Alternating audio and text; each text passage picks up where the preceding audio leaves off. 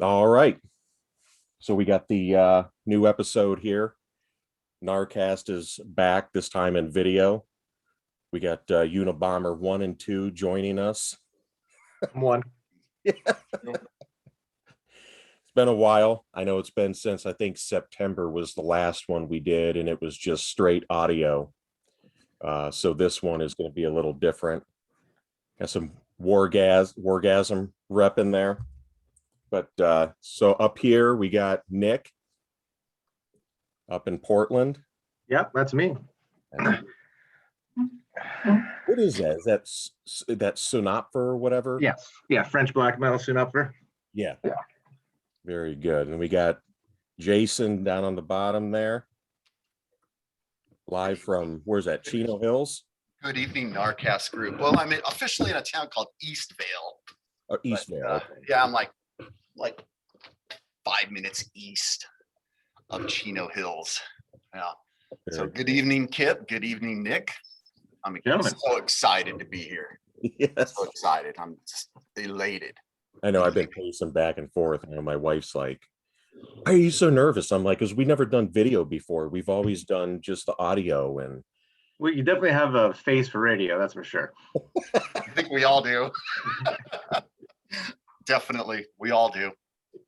But so we decided to kind of get together on this and do the 1990, our best of, or our favorite, kind of give our top 10 and some honorable mentions.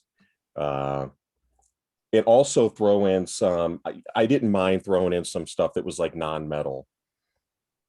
You know, some you guys wanted to mention some of that stuff too, because I do have probably like 4 or 5 different albums I'll mention, you know. Yeah, and in my top 10, I've got a curveball or two for those that know me. One of them is going to surprise you. No, that's fine, man. And you know, I'll be honest with you, I like that. I like watching stuff where, you know, metalheads can actually go outside of the box a little bit, and we're not so just straight metal all the time. Yeah. You know. No, I just listen to 79th tier thrash all the time. That's about it. Listen to Anthrax and Anvil exclusively. Yeah. Most of it's Canadian. Very cool. Oh man. Yeah, well, first I actually want to mention before we get into the list, the news of LG Petrov passing away from Entombed, which is interesting because Left Hand Path is one of the 1990 albums that I'm sure maybe one of us will talk about. But I know that was I wasn't too shocked. I know, you know, my buddy Arn sent a video to me recently where he was in the hospital, Petrov that is, and I mean, it was just heartbreaking. He was so skinny and frail, and you could tell he was just kind of breaking down towards the end, and I don't know. So I mean, it was, you know, it sucks, but it's awful. Yeah, it's awful. 49 years old. It's so young. I know he's younger than I am. It just kind of hits home. Yeah. So, but other than that, we can get right into the 1990. We'll get into our top 10. So we'll start with Nick, and we're going to go from 10, and then we'll go around until we get to the 1. There's a million albums. There are a slew. I was just listening to one of my albums that's on my top 10, and oh my God, it's ridiculous. Yeah, here's my notes. Here's my notes right here, gentlemen. I know. As soon as I thought, well, we'll just do the 1990, and then when I got into it, I was like, holy shit, this is like, so many amazing albums. It's a stunning year. It's packed. It is the golden age of metal. Thrash is just infested. 1990 is infested.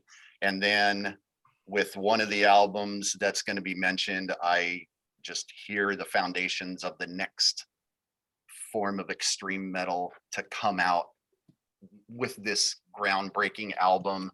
And I was so happy to do this because it's really just totally opened my mind to Yeah, for me, it wasn't the strongest year as you guys are saying, because this is definitely more of your old school death metal thrash era, which is not my bread and butter. I'm more of a black metal, uh, symphonic, classical, power, whatever metal. So, and those genres didn't really take off till '94 and later. But I still obviously found plenty of gems to choose from, 100%.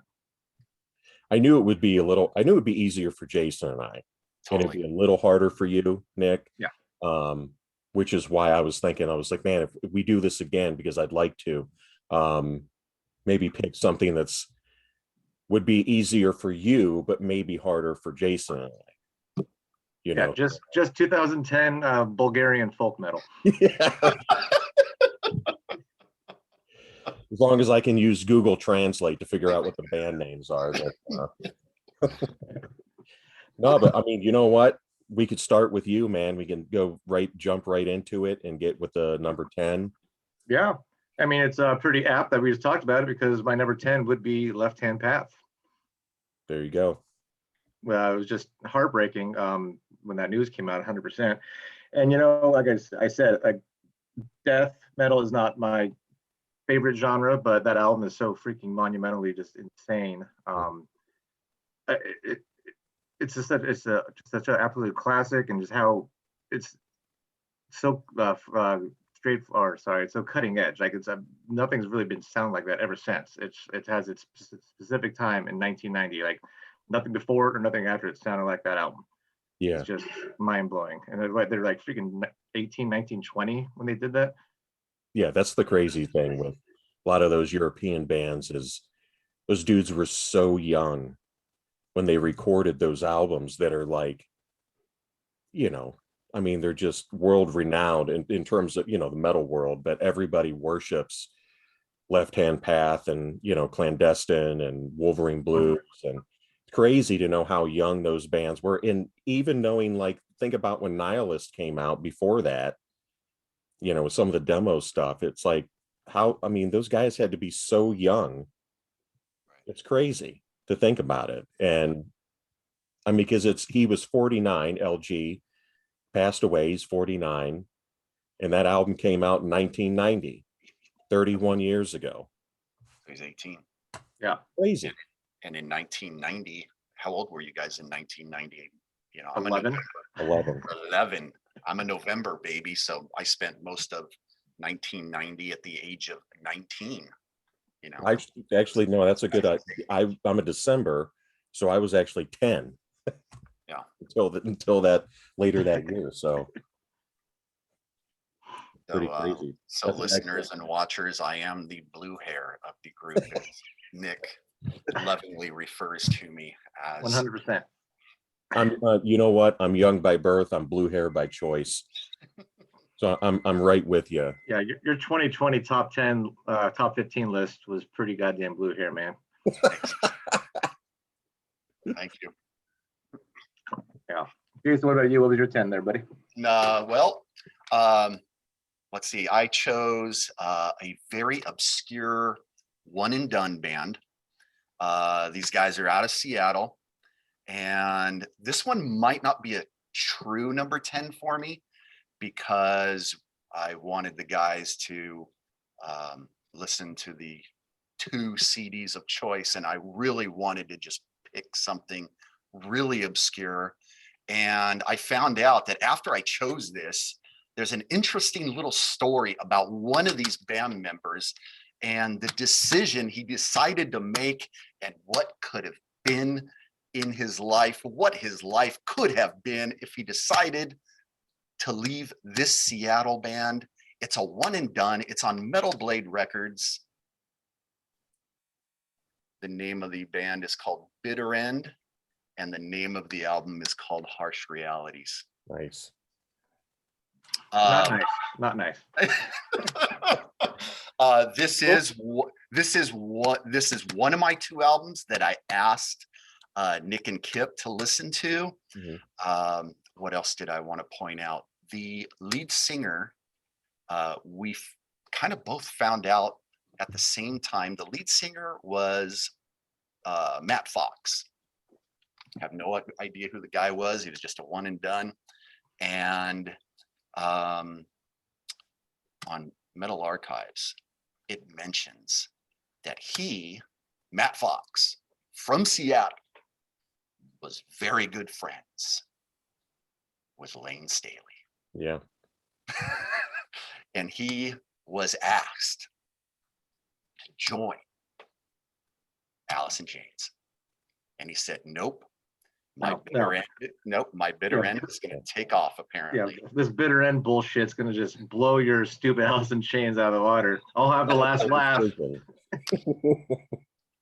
So, yeah. So my number 10, bitter end, harsh realities.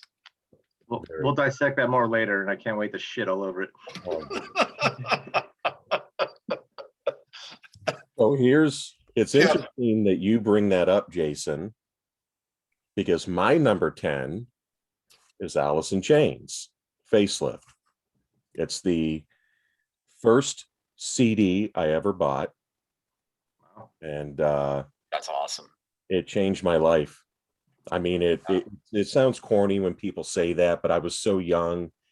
And, my older cousin, who's 48 now, he listens to Kiss and AC/DC and Van Halen and kind of got me into a lot of that stuff. And so I was searching for something that was a little more. And then I heard Man in the Box.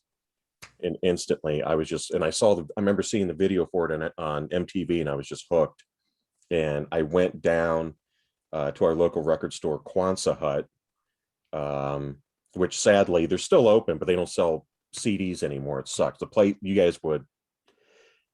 You would literally cream your pants if you went it, like this selection, and it was so cheap. So quick story about that. A guy that we all know, Fortress, on the message board that we are on, the Brave board, I met him when he lived down here, and he had never been to Quonset Hut. And I said, man, you got to go, trust me. And the first time he went, being from Canada originally, he walked in there and his mind was blown. And I said, yeah, this place is a gold mine. And but that's where I got Facelift, and it's heavy. I don't like using the term grunge. Those bands don't even like the word grunge. They're more like the Seattle scene. Those bands are so different from each other. And what I liked about Alice in Chains is that they, along with Soundgarden, were like the real heavy hitters to me. And there's a lot of other great stuff, but I was hooked the first time I heard that album. And I've had the exact same copy in my collection for 31 years. And it's still mint condition. Because you never listened to it? Yeah. Amazing. So I just kind of stopped paying attention when you said cream my pants. I've been just thinking about that for the last 3 minutes.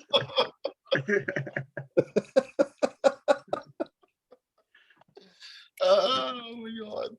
You got number 9. Go ahead, Nick. Yeah. Number 9 is going to be, I'm sure people will rank it higher, but I'm not the biggest fan of this band, but no one can deny the importance of the album. In fact, go ahead and just murder me all you want. This is the only album I do own by that band, and that is Judas Priest, Painkiller. Yeah. It's everything I like in melodic metal. Like, they got rid of their bluesy, boring sound, or all the pop crap is gone. It's just straight, blistering, fast, shredding, melodic, beautiful heavy metal. Mm-hmm. So, if that's the only album I own by them, I'm happy with that, because that's a pretty much perfect album. It is. Like, when you think about the term heavy metal, that album comes to mind instantly. It's just like Painkiller. Yeah. Well, that in the video, that black and white video when it hit Headbanger's Ball. Come on, dude. Yeah. I'll save it for later.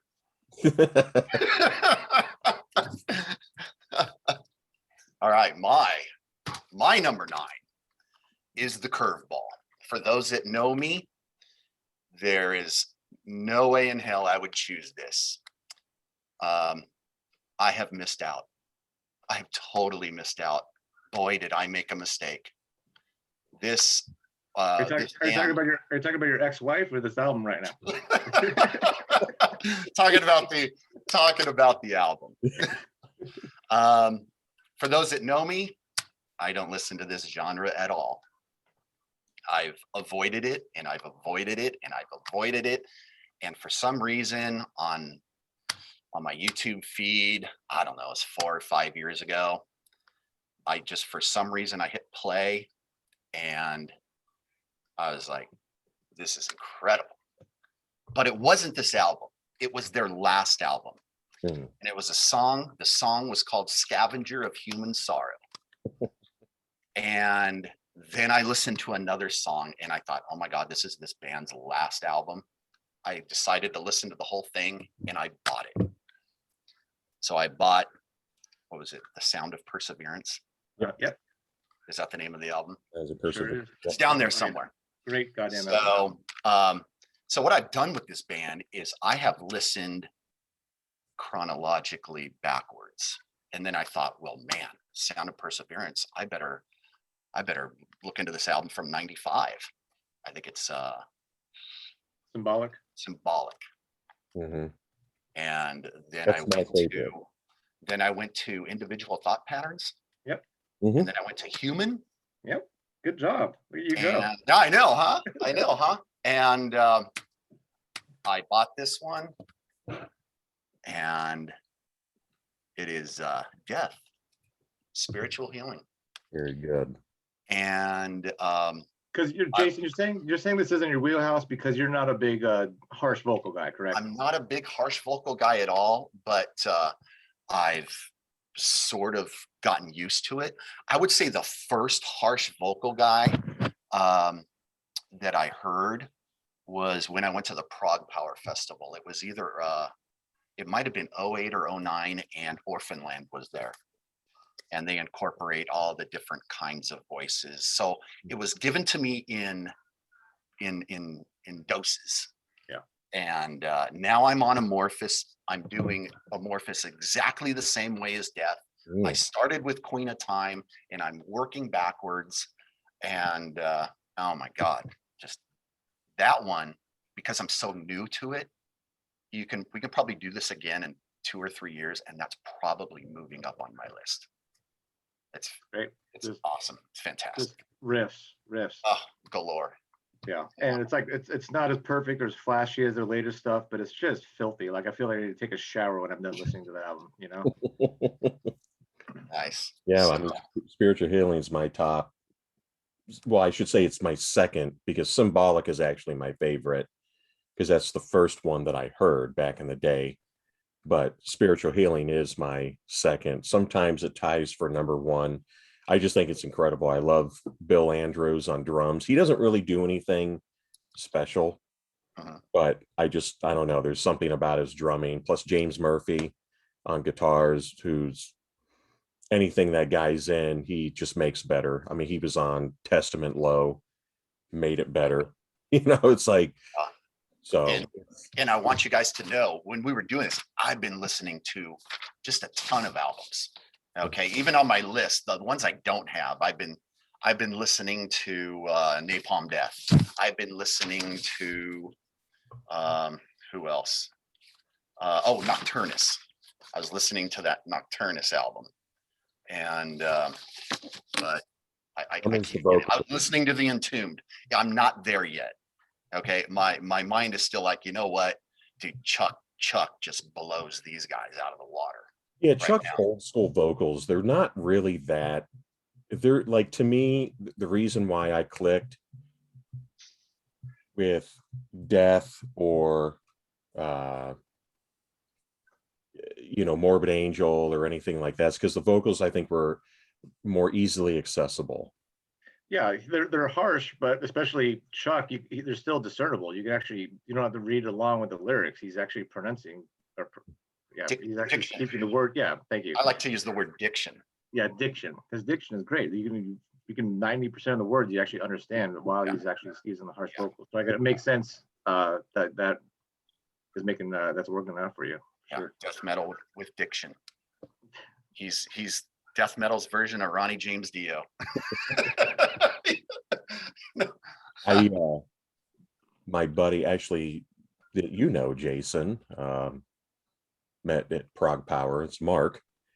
Love Mark, We, miss Mark.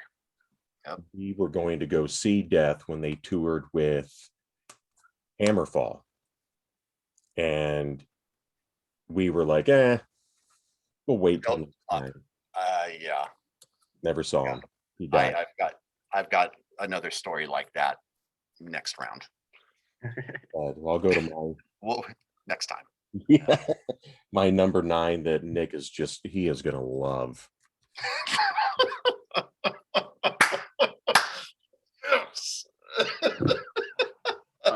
I don't understand. Well, let me just say this. First of all, I never understood the Anthrax hatred. Maybe it's because for like, from Stomp 442 up to now, they've been really spotty.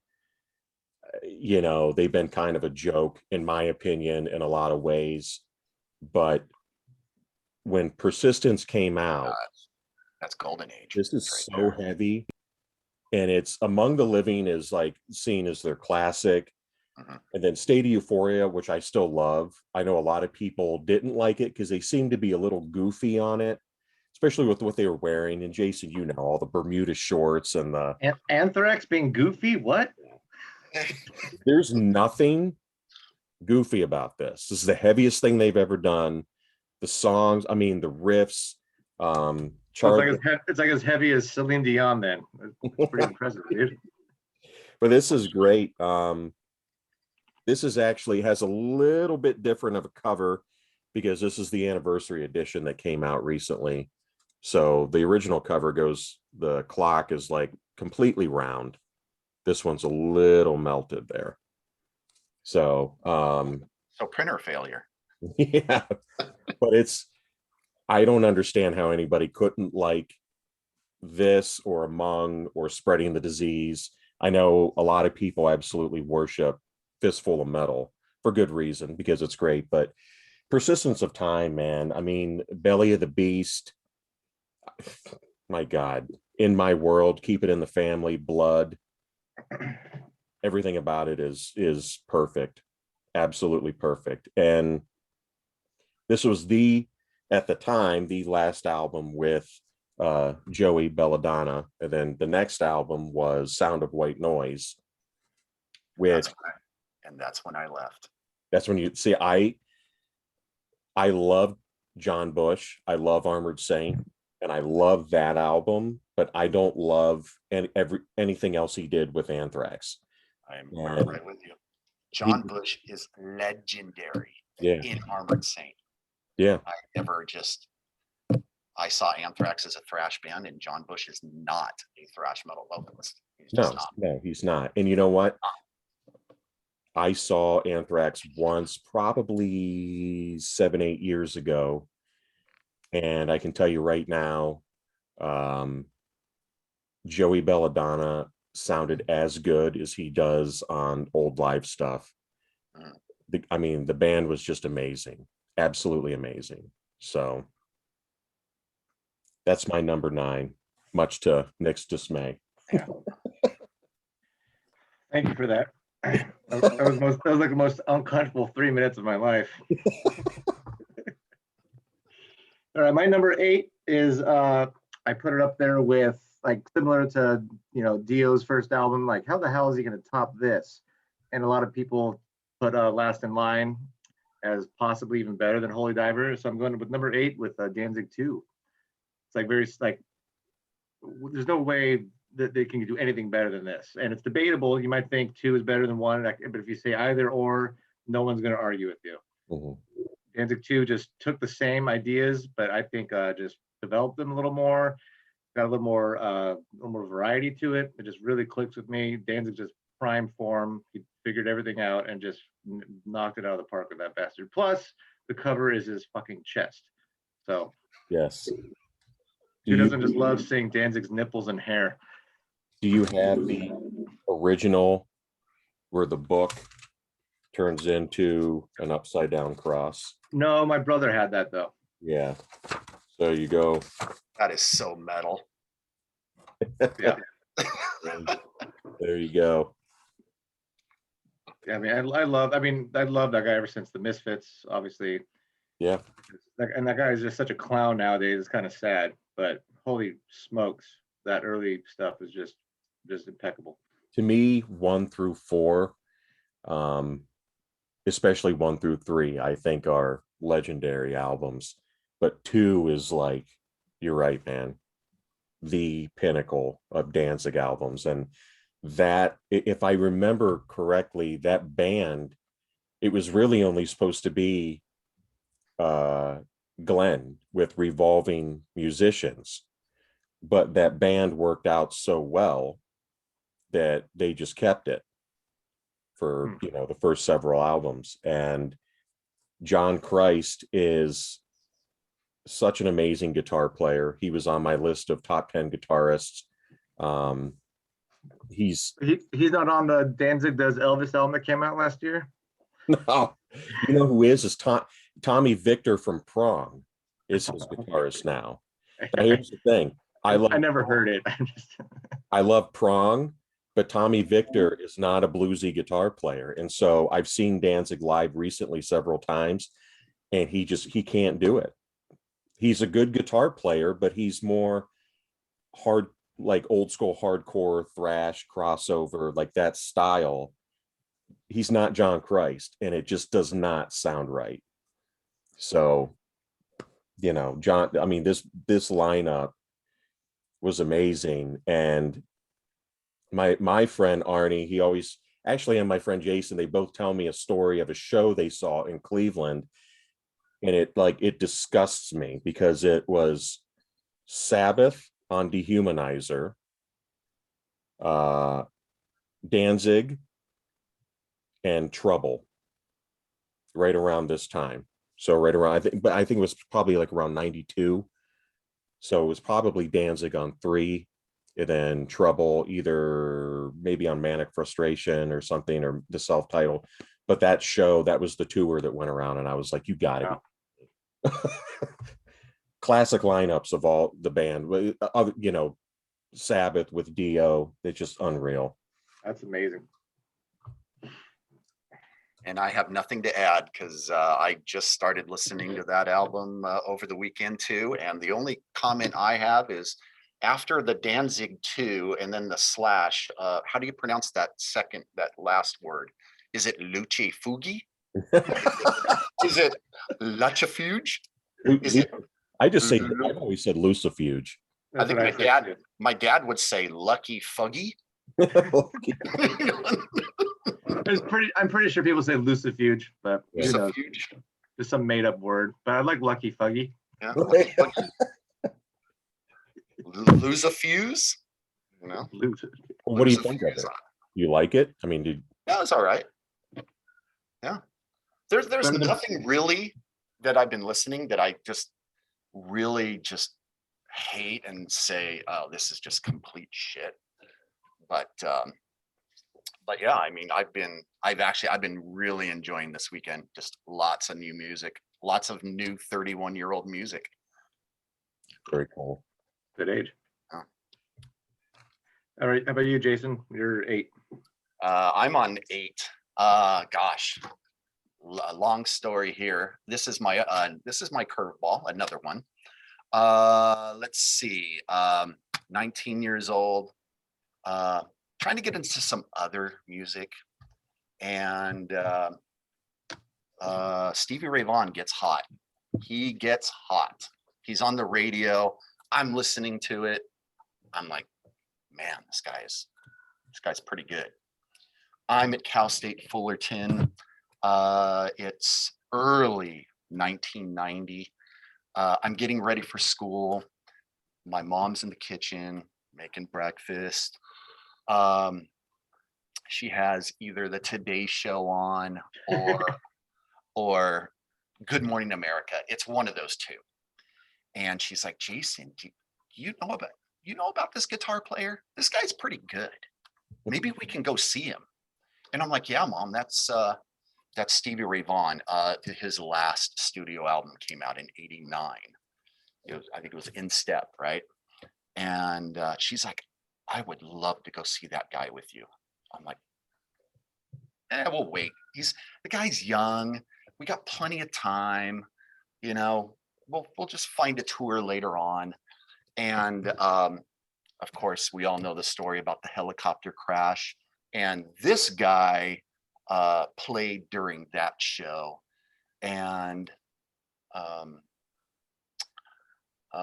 later on, about 91, I'm watching The Tonight Show. And this guy's on. And they play the song. And I'm like, I've heard this guy. And I bought it. It's blues. It's not metal. It's not rock. It's Robert Cray with Midnight Stroll. This is the second album that I asked Nick and Kip to listen to. Very cool. And I believe the song was Consequences, was the song that he was on Johnny Carson with. Interesting, because that's the song that stuck out when I listened to it. That's what I wrote down. Catchy. It's catchy. And I also was, studying some stuff geographically, and Bitter End is from Seattle. In high school, Robert Cray went to Tacoma High School in Tacoma, Washington. So that poor bastard. We have a little Washington connection here. God, Tacoma sucks ass. My opinion, but yeah, that was a great pick. He was new to me. Obviously we know the big hitters, but I've never heard of him before. So I really appreciate you bringing him into the fold there. I mean, super like it's kind of weird that late 80s, early 90s, like where blues got poppy slick a little bit, like airplay and videos and stuff. Mm-hmm. There's definitely a little bit of little forced cheesy hamness to it with like with the big brass going on and stuff. Yeah. Mm-hmm. But you can't deny good songwriting, and that's what was all over the place for sure. Really fun listen. Cool. Right on. So my number 8, I wanted to choose something that there's so many hard rock albums that came out that I think, were worthy of putting on a list, but I went with this one because this guy, the guitar player, is phenomenal. The band he was in prior to this is one of my favorite bands from the 80s. And this album, every song is absolutely perfect. And the lineup is perfect and everything about it, just 1990. And they're on their motorcycles on the back and they're in the desert, but everything is, I'm hooked. As soon as I heard it, like I'm looking at the song titles now and I'm playing them in my head. And I listen to this album all the time. I actually listened to it today, and that is Lynch Mob, Wicked Sensation. So there we go. George Lynch, no longer in Dokken at that point. And this is just Mick Brown on drums from Dokken. And it's just a phenomenal album, man. It's killer. If you like bluesy hard rock, it's not Dokken, so it doesn't have that 80s metal feel to it. This is, like I said, this is like just bluesier hard rock, and everything about it is amazing. Probably some of the best guitar work he's ever done, which is insane. This is 31 years ago, and if you listen to his guitar work now, it's like he just gets better and better. Like guitar is his life. And I know the stuff that he does now, the material with all of these different bands, he's still at the top of his game. So that's my number 8. Sexy pick, buddy. Very cool. All right. My number 7 is Sanctuary's Into the Mirror Black, which I think is a step up over Refuge Denied. Mm-hmm. That might be controversial. Who knows? But you know, I didn't know this band until way later after Nevermore blew up. So I did some, you know, back history, went back, dug deeper with what they were throwing out. And Sanctuary just clicked with me, Nora. Not to say that Nevermore wasn't a great band, and I loved Nevermore as well. Mhm. But Jeff Loomis's a little too out there, a little too chuggy, dropped fucking C flat guitar, 18,000 strings, you know, going on. Got a little too wanky at times. Still a phenomenal band. Love Nevermore. But Sanctuary had just a little more of that speed metal kind of aggression, and then World Dane's vocals back then. We were still young. Just huge range.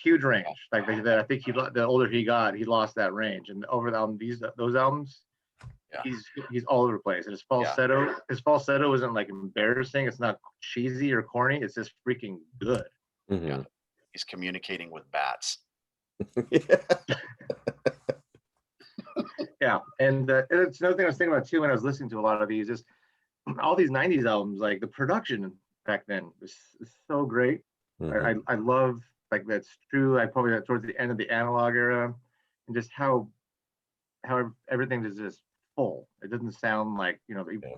stuff now has more layers, but it sounds more empty. This is now just still just guitars, bass, drums, vocals, maybe keyboard, but it just fills up the room. It's just an incredible time for recording. And where was Sanctuary from? Yeah. Seattle. You know, I've always thought when I listened to Into the Mirror Black, my favorite song is Epitaph. And it's because it reminds me a lot of a much heavier Queensryche, because it has this like real eerie feel to it, and the way his vocals are at times are very Jeff Tate like back in the day. And yeah, Worrell was amazing. I think the story with that band, if I remember correctly, is they were signed to a multi-album deal, and then I think Yeah. the label wanted them to change. They wanted to go So- grunge. Yeah, they kind of pushed the grunge crap on them. and didn't they, in order to get out of it, I think they just broke up, Yeah. right? And then they did, yeah. So Let's not spill the beans too much, because that's an album for you guys. I had you guys listen to, so yes, we'll dive into that a little bit more later. absolutely. All right, my number 7. Did I mention that thrash was all over the place, and it's a geographical? And we have, well, one of those groups, one of those subgroups of the thrash metal genre. They weren't called the Big Four back then, but when was that officially announced? When was the Big Four officially the Big Four? I think last month. Yeah, I don't know. That's a good question. It is a good question. So, you know, Metallica didn't put out an album. Slayer did. Megadeth did. And Anthrax did. And for number 7, I'm picking the boys from Slayer Nice. with Seasons in the Abyss. In my opinion, the last of the great Slayer albums. I think most people agree with you on that. Yes. And then, you know, a lot of other stuff came along. I really wasn't a big fan of it, but yeah. Number 7, I went with Slayer. Tommy Araya still had it. Dave Lombardo was still in the band. Jeff Hanneman was still writing some killer licks. I think they still had that mystique to them, especially for me being younger.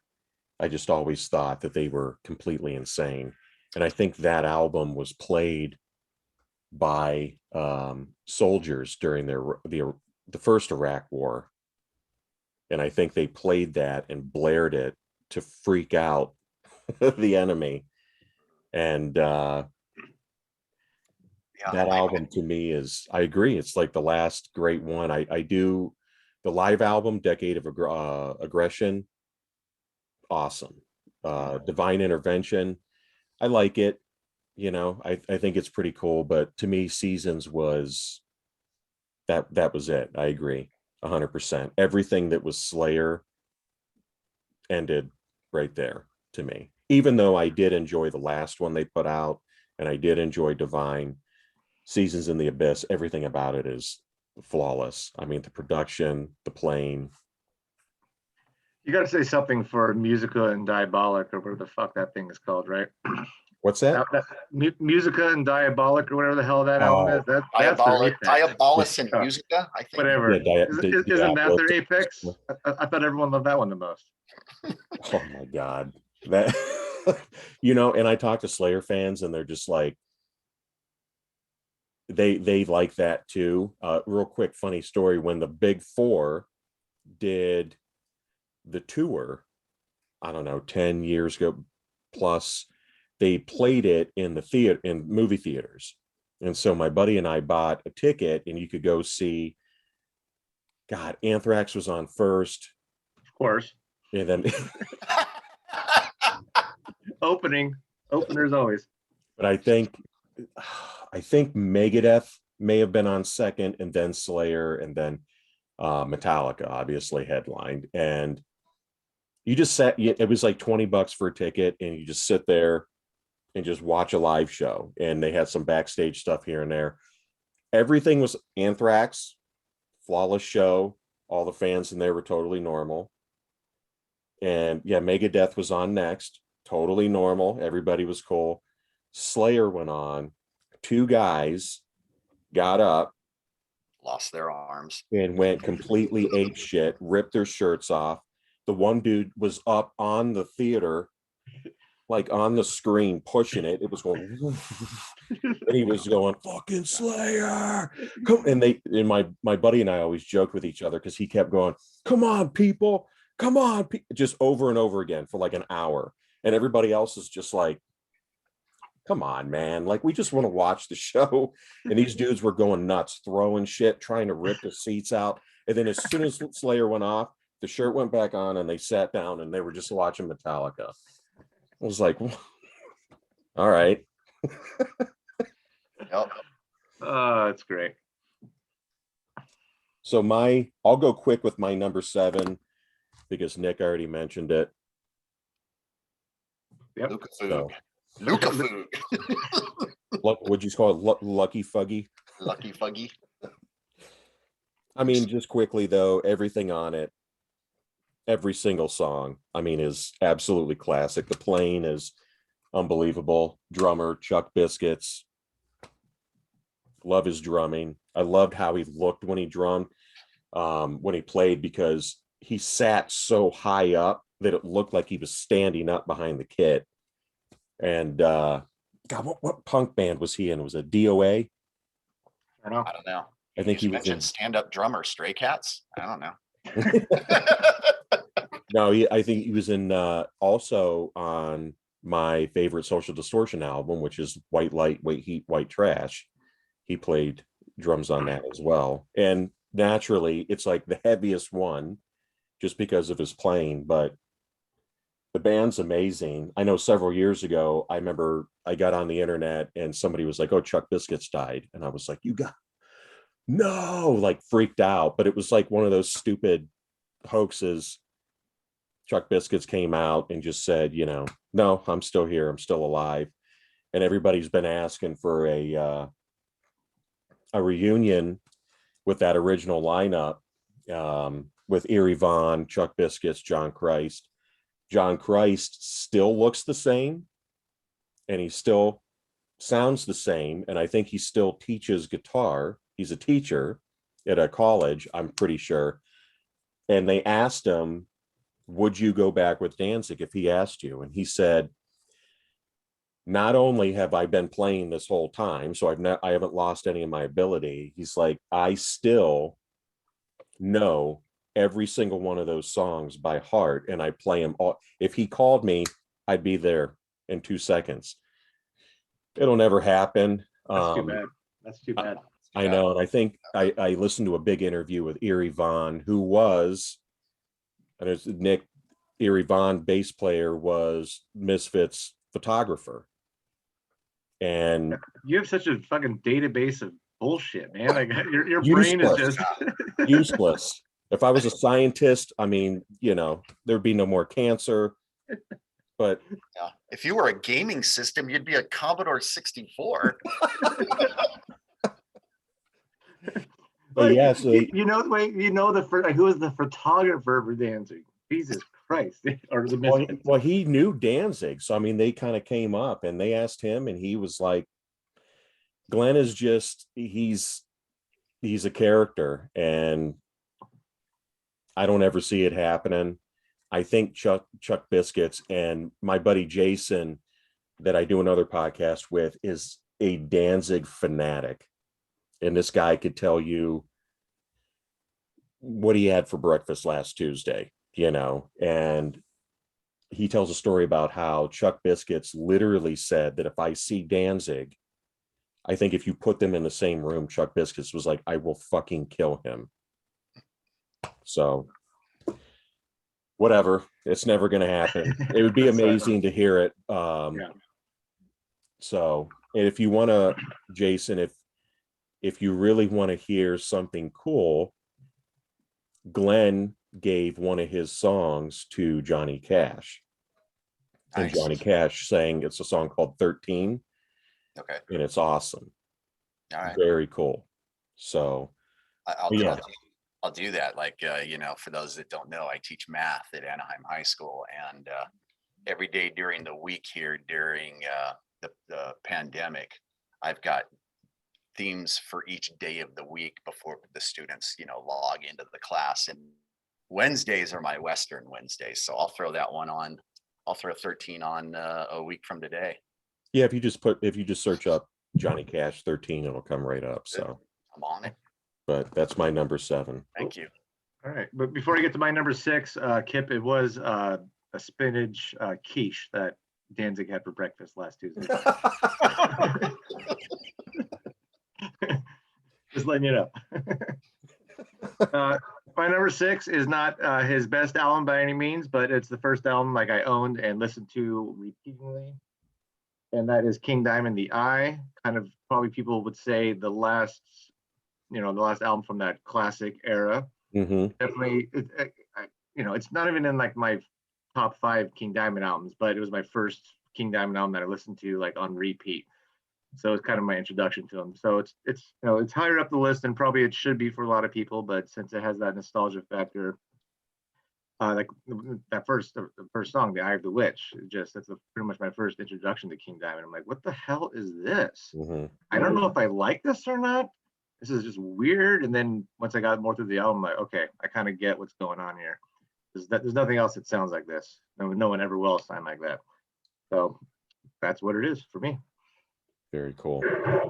No, I agree that that's the last of like the classic King Diamond, kind of like Seasons in the Abyss was for Slayer.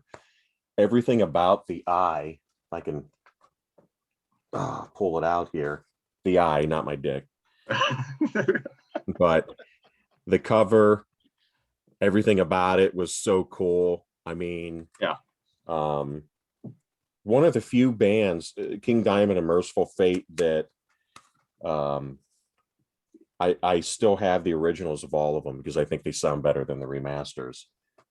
But I do agree, and I think after this is when he went back to Merciful Fate. I think so.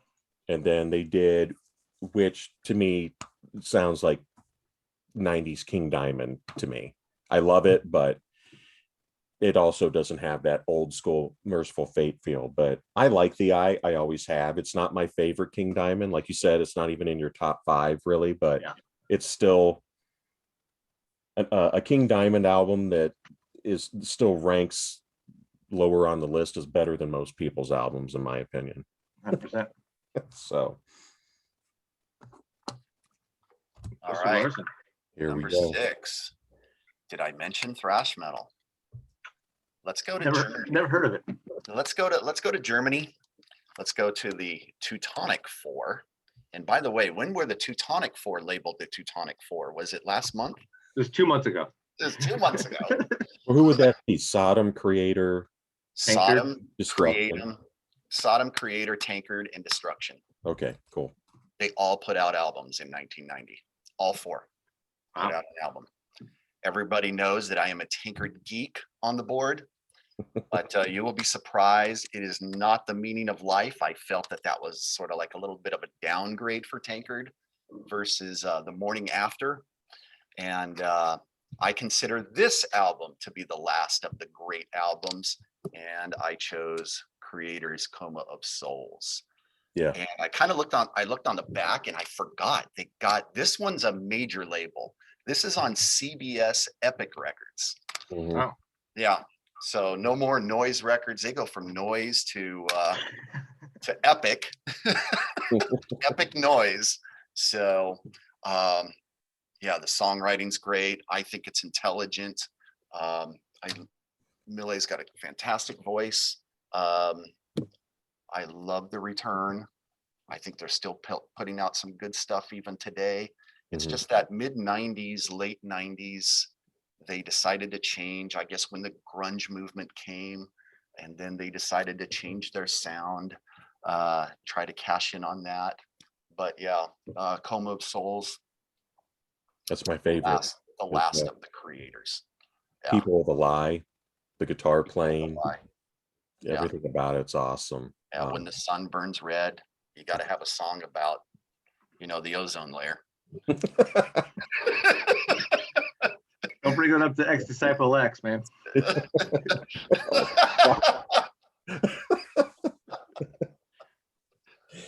No, I agree, Jason. That's my favorite Creator, and I think it's a great album. And I hear people talk about, they think Extreme Aggression or Terrible Certainty or obviously Pleasure to Kill, Yeah. which are all good. I love them, but for me, it's Coma of Souls. Everything from the cover, just the way they look, the production, the playing, everything is perfect. I love it. I'm not going to disagree. So my number 6 is what started my 1990, why I was thinking about it, and that is the self-titled Trouble. Very nice. So it's before this, they were on Metal Blade. This is their first one, produced by Rick Rubin on Deaf American. I think that, to me, it seems like with Danzig and Rick Rubin, they were trying to go for that, just find any kind of band that would be something like bluesy, have that 70s vibe to it, that old school vibe. This is not the Trouble heavy metal of the 80s. This is, I don't think it's stoner at all. I've heard some people say, oh, it's like there's stoner Aaron. If it's stoner, it's like more Sabbath, but it's less metal. It's bluesier, but it's still very heavy metal, if that makes sense. But everything about it is perfect. And this album it was out of print for years. And it wasn't until recently that they re-released it. I don't know why Deaf American, why they won't release this stuff. This one, and then the next one, which is Manic Frustration, which is even a little more hard rock than this one is. And I still like it, but it is, to me, a step down from this.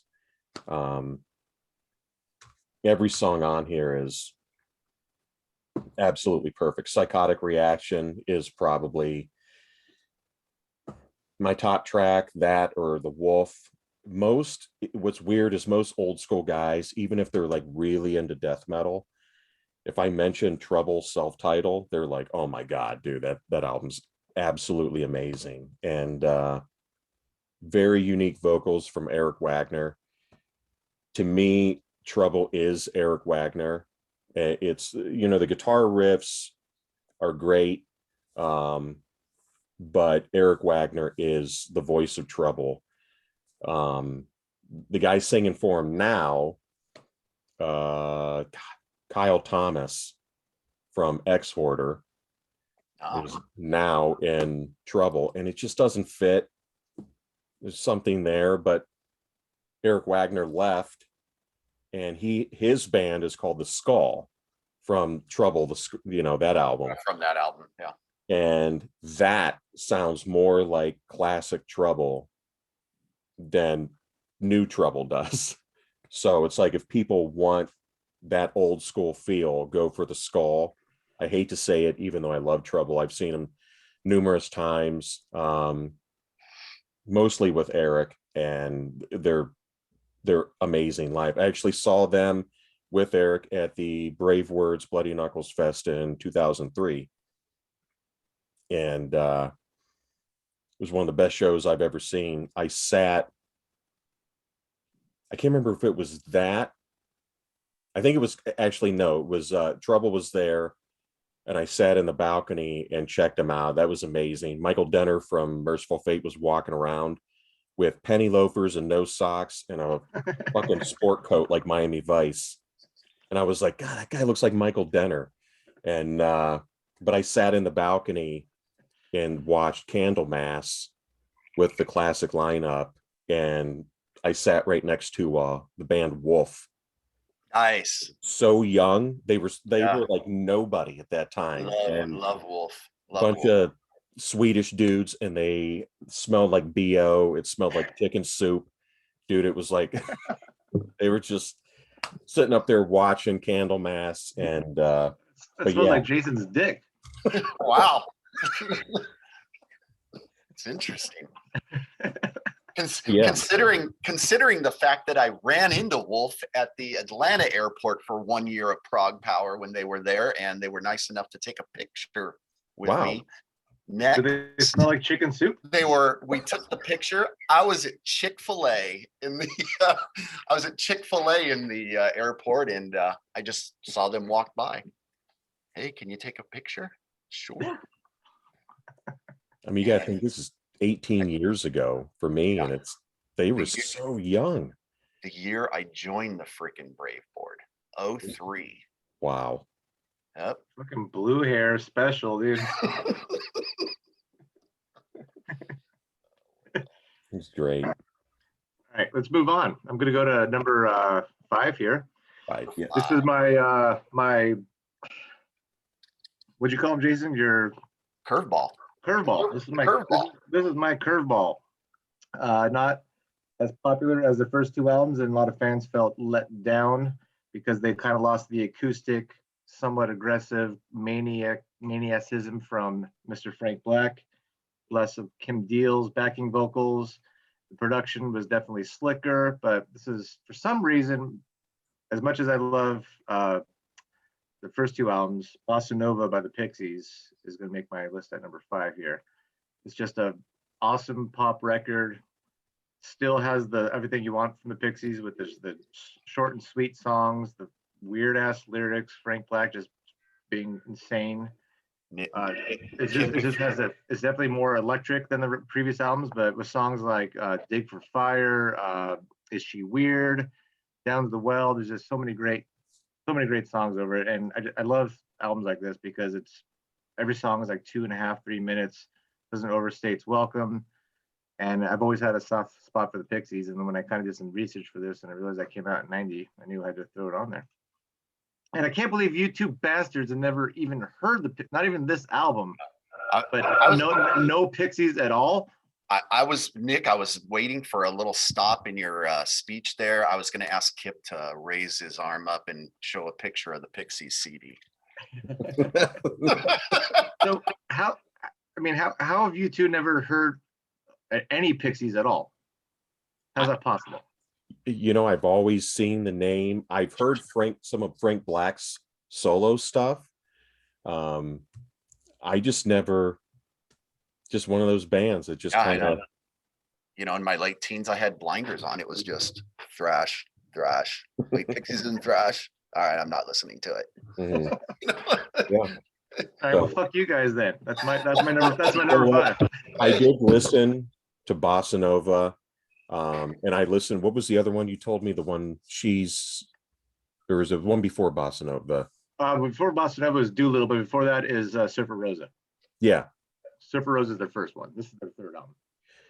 So, which is my favorite cover, by the way. Because of the boobs. Boobs.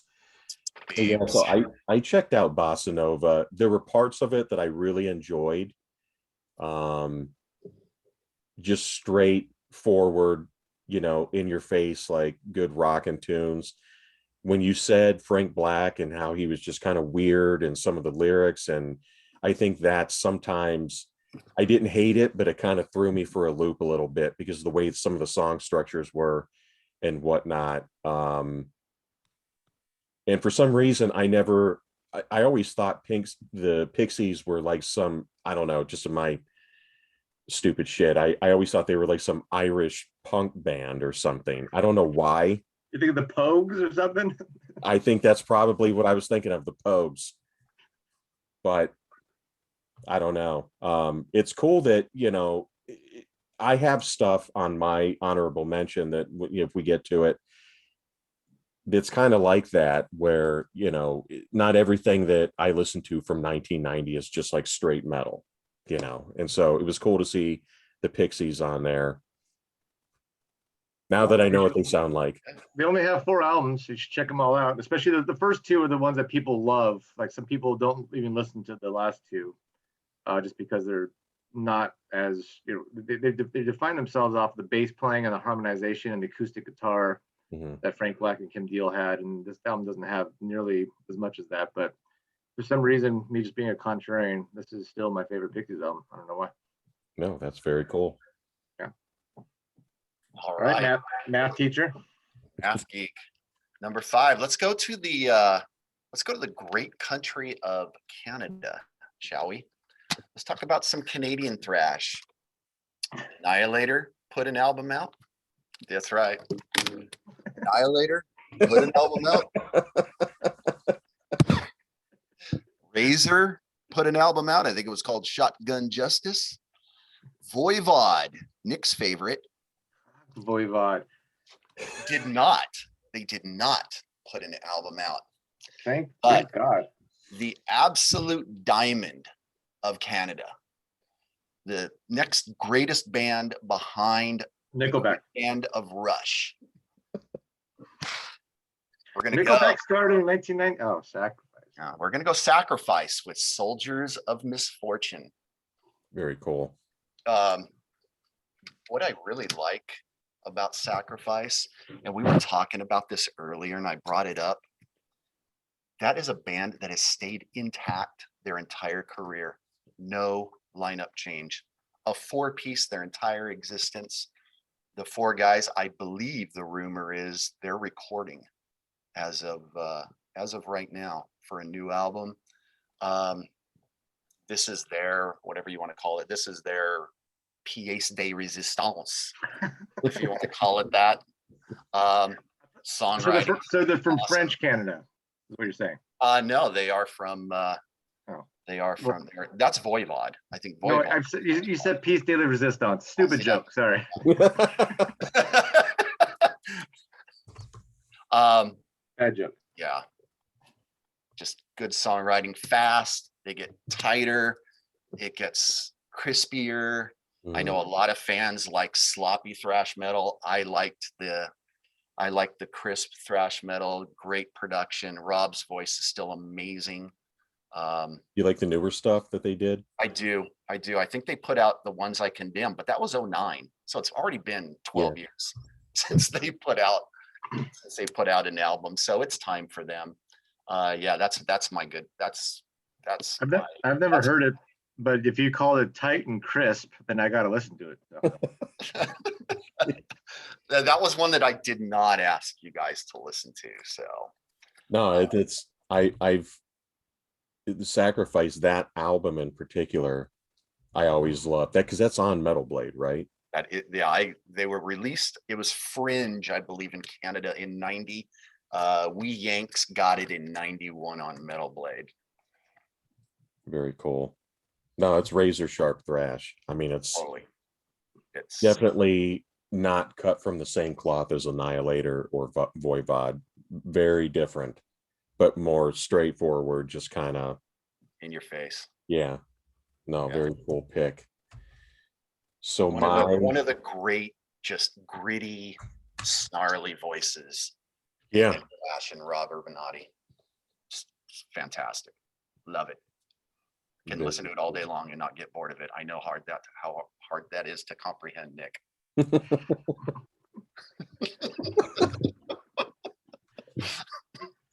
Oh, my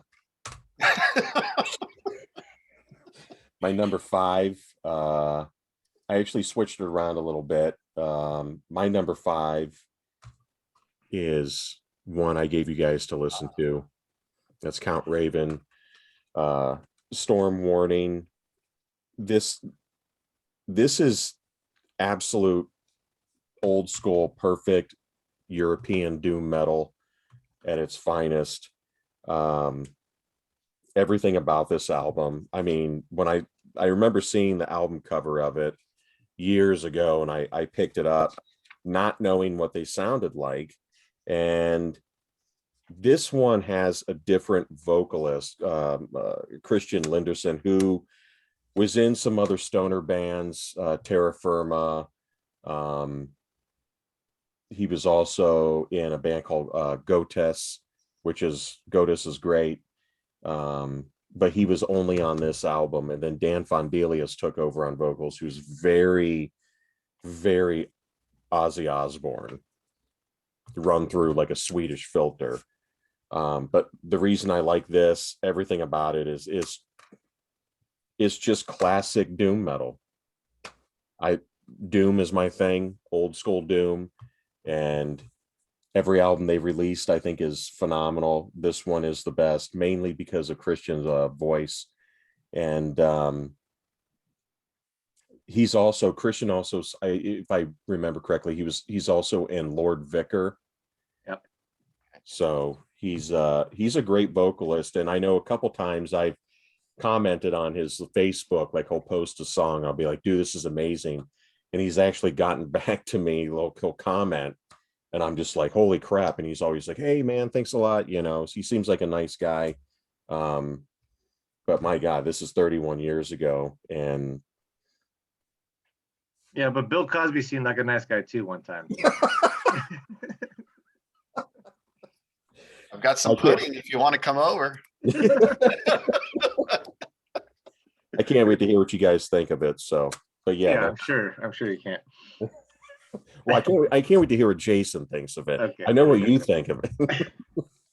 All right, number 4 for me. I think looking at Larson's list, we might be similar here with the old San Francisco funkiness. But by the way, this is my number 4 too. So Nick and I agree with number 4. Yeah. Oh my goodness. And Nick, you go first. Quickly, I didn't discover Primus till Seas of Cheese when that album blew up, and I loved how quirky it was, how obviously all 3 of those musicians are freaking out of control. And I still to this day think Larry Lalonde has the hardest gig in all of music. Like Les Claypool, all right, here's this thing, and Larry Lalonde has to come up with a melody over that. Like, that sucks. That must fucking suck. It's not a riff. Like, Les, like, put a guitar lick over this. So Larry Lalonde he is not getting as much recognition as he deserves, because obviously Tim and Les are just, that's their gig for sure.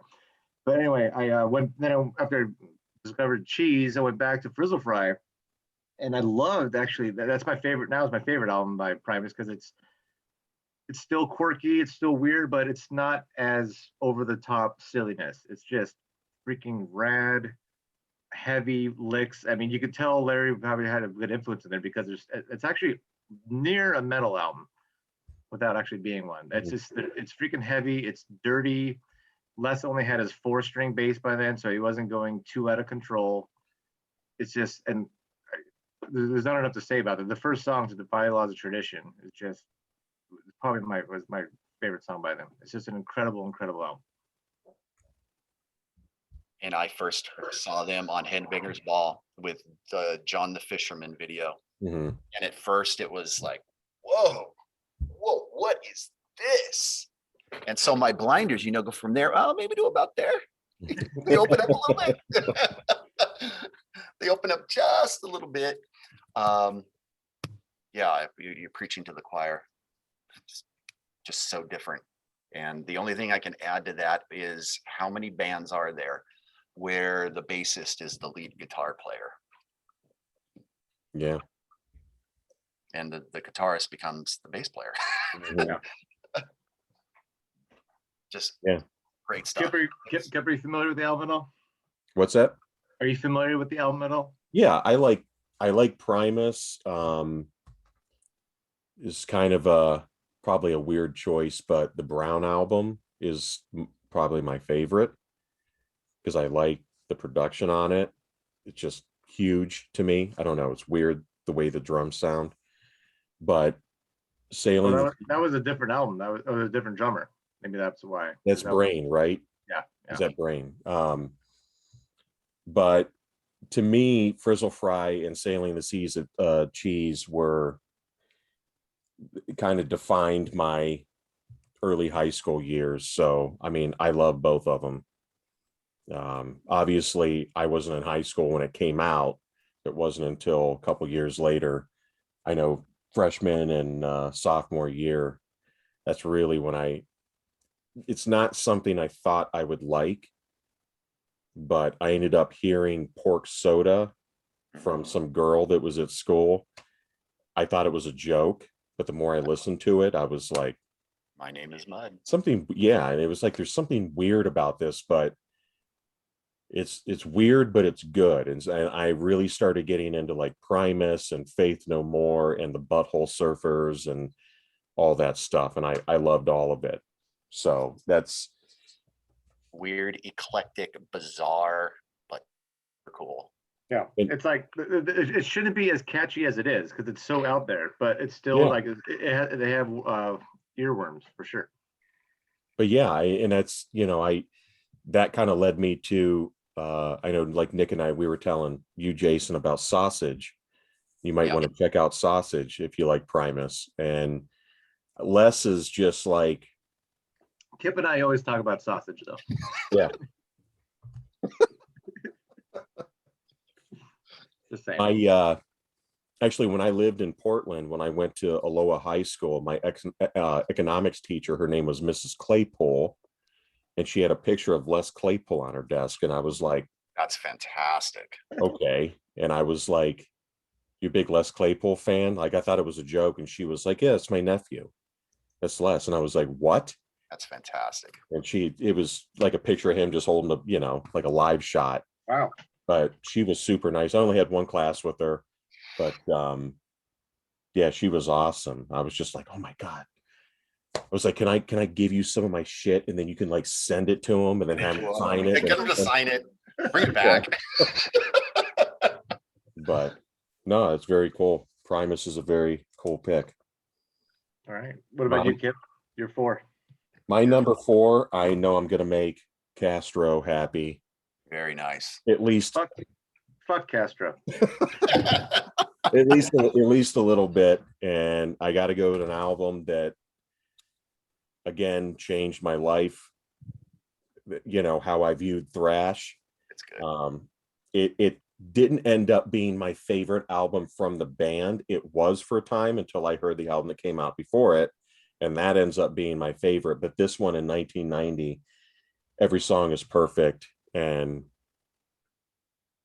the best value sticker. Yeah. I love you still got the stickers on there. like the best value. But everything about it, dude. Mike Clark, Rocky George. Rocky. Mike Well, Clark is for people that are not watching but just listening, that was Suicidal Tendencies. Suicidal Tendencies. Yes. Lights, Camera, Revolution. Lights, Camera, Revolution. It's the first one I heard from them. And it's, you hear sometimes you hear bands that you're just like, you think where has this band been my whole life? Yeah. Everything Mike Muir is such a character. And I know some people think he's a goof, but I think the guy is a trooper. And What the hell is going on around here? oh God, I loved it. Yeah. And the thing that really caught me was Rocky George's solos. His guitar playing is insane. And it's mind blowing that more people don't talk about him. Or Mike Clark, which to me is the sound of Suicidal Tendencies. And their last album they put out was good, but I mean, it's just it's just Mike Muir at this point. But I think they're trying to recapture some of that earlier kind of crossover thrash era. The album after this, Art of Rebellion, it's good, but it's not thrash at all. It's more straightforward. There's some hard rock parts, it's really weird. And then the one after that, Suicidal for Life. I think every song title, if you look on the back, has the word fuck in it.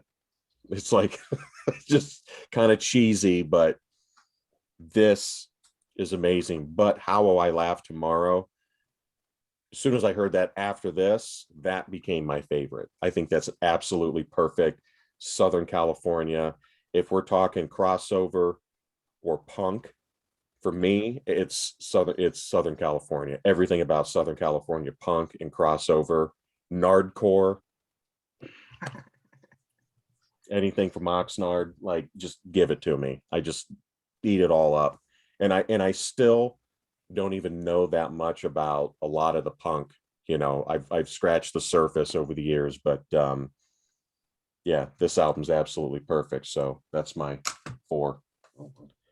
All right. Well, my number 3 will be very short because Mr. Jason Larson already talked about it. Death's Build Your Healing.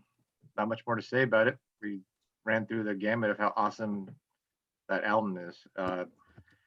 It's that weird transition where you could kind of tell. Yeah, there you go.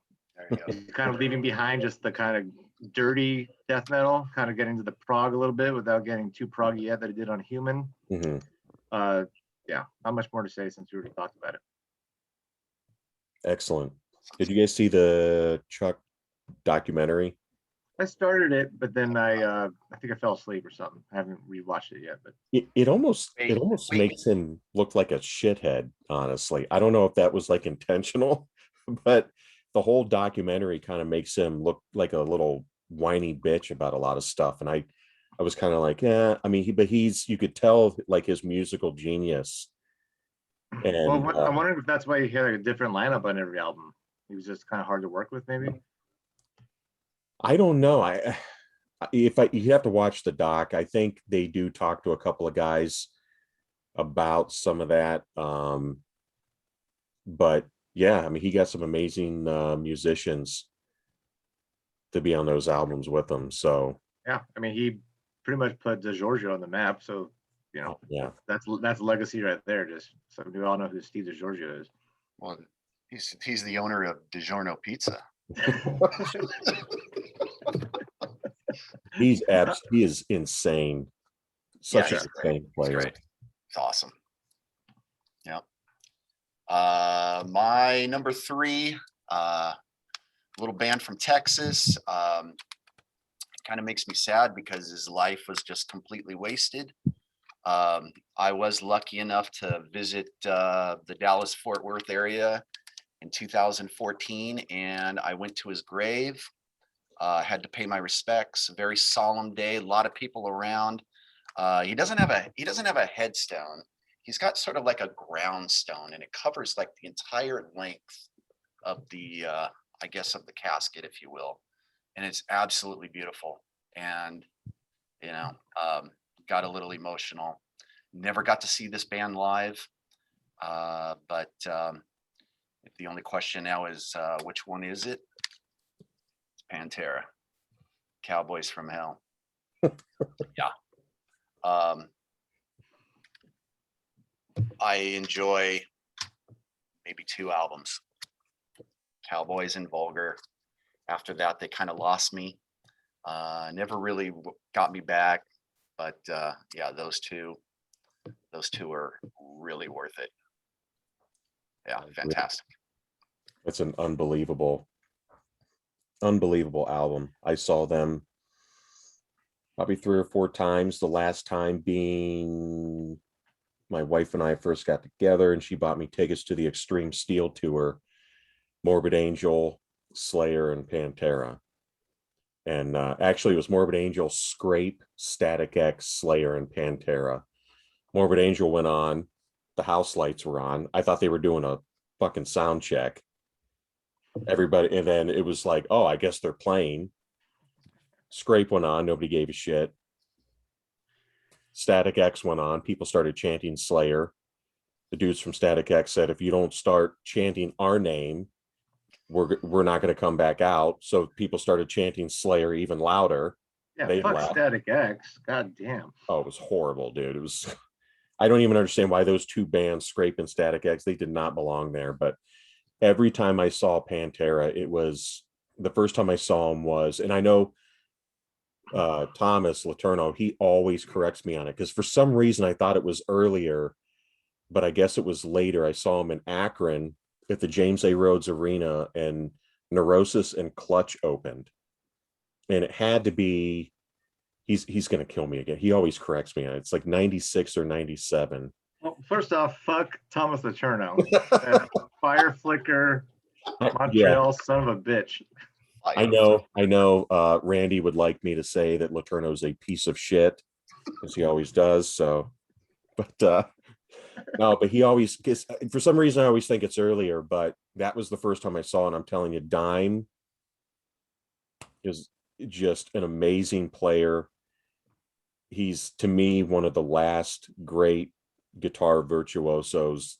Everything about him was amazing. Cowboys from Hell was unbelievable, and I could kill myself because after that show in Akron, I had the Cowboys from Hell album, and we went to a bar in Canton, and he stopped after the show because there was a Pantera cover band, and he said on stage, if you go down here, I might show up. So we all went down, and he fucking came in and played a couple of songs, and then like the dude was signed everybody's shit. He stood there. I held my Cowboys from Hell up. He signed it, and I can't remember what I did with it. It's gone.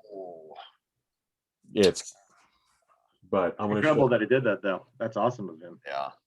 I'll show Jason this, see if you've ever listened to this one. Was that one power metal? I have not yet. I've been wanting to. I think I forgot. I think Required Fields asked me to listen to that album on the boards. He called you out. Yeah, he called me out. This is I found it used for $5, and I tell people are like, it's mint condition, and it's on the original Metal Magic pressing. Wow. This is the first one with Phil, though. The other ones don't have Phil before this, but if you like Judas Priest, it doesn't sound like Cowboys. It sounds more like Judas Priest. But all right, Kippy, give us your 3, buddy. Number 3. Number 3 is, anybody that knows me knows I worship this guy. In fact, he's part of my number 3 and my number 1. And everything, the guy, he's on my list of one of my favorite guitar players of all time. He's in every project he does, I'm just like absolutely obsessed with. He was just the lead singer in the band, but the band I'm also obsessed with, and that is Saint Vitus. This is whatever you want to call it, V5. I always said it was 5. They should sue Symphony X for copyright infringement on the name of that album. But this is just absolute classic, just US, just grimy, like biker doom is how I always, it's almost like heroin soaked, just slow plotting. There's a really funny video because Don Dokken produced the Children of Doom album, and I remember looking back in the day, I was like, produced by Don Dokken. And there's a funny video where Dokken talks about because he went to high school with some of these guys, and so he produced the album, and he was talking about how he's like, all right, you guys kind of have like the same songs over and over that you keep doing, like, Sabbath always had one that they sped up, like dun dun dun dun dun dun dun dun dun. And he was like, maybe you guys should do it. And they were like, oh, okay, yeah. And they would come in and go, okay, well, we wrote one.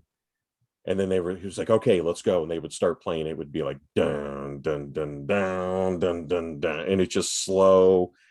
And Don was just like, all right, fuck it, whatever. Let's just record it. But And that album, Christian Linderson, who was on Count Raven, he's on Children of Doom, which is the next album. But this album has I Bleed Black, I mean, Ice Monkey, Angry Man, I mean, dude, everything. Dave Chandler as a guitar player is just like, he's not phenomenal. You know, there's those players, he's not technically proficient. It's just his tone, his style, his riffs, everything about it is amazing. Absolutely amazing. And got to see him both with Wino on vocals, Scott Weinrich, who's on this album, and Scott Riegers, who's the other guy, the other vocalist. And both times it was just absolutely amazing. Awesome band. So that's my number 3. Kip, I don't know if you can see it through my white shirt right now, but my nipples are so fucking hard when you just geek out on music, man. Like, are they as hard as the Is the guy on Just like- the shirt? like the guy that roadied for this band also did the sound for this band 4 years later, and then his girlfriend met this producer at a fucking diner who ended up like doing keyboards on this album. Like, fuck. Love that shit, Kip. It's amazing. well, I love your goddamn brain. And they had chicken quiche for breakfast the next morning. It's incredible, buddy. All right. My number 2 here is one of the most important albums of all time, which is Bathory's Hammerheart. A lot of people put this down as the gateway to starting Viking metal. Obviously, if you're familiar with Bathory, they started off more that second wave black metal, sort of thrashy, gnarly, gross, and then Quorthon just started getting a little more mature.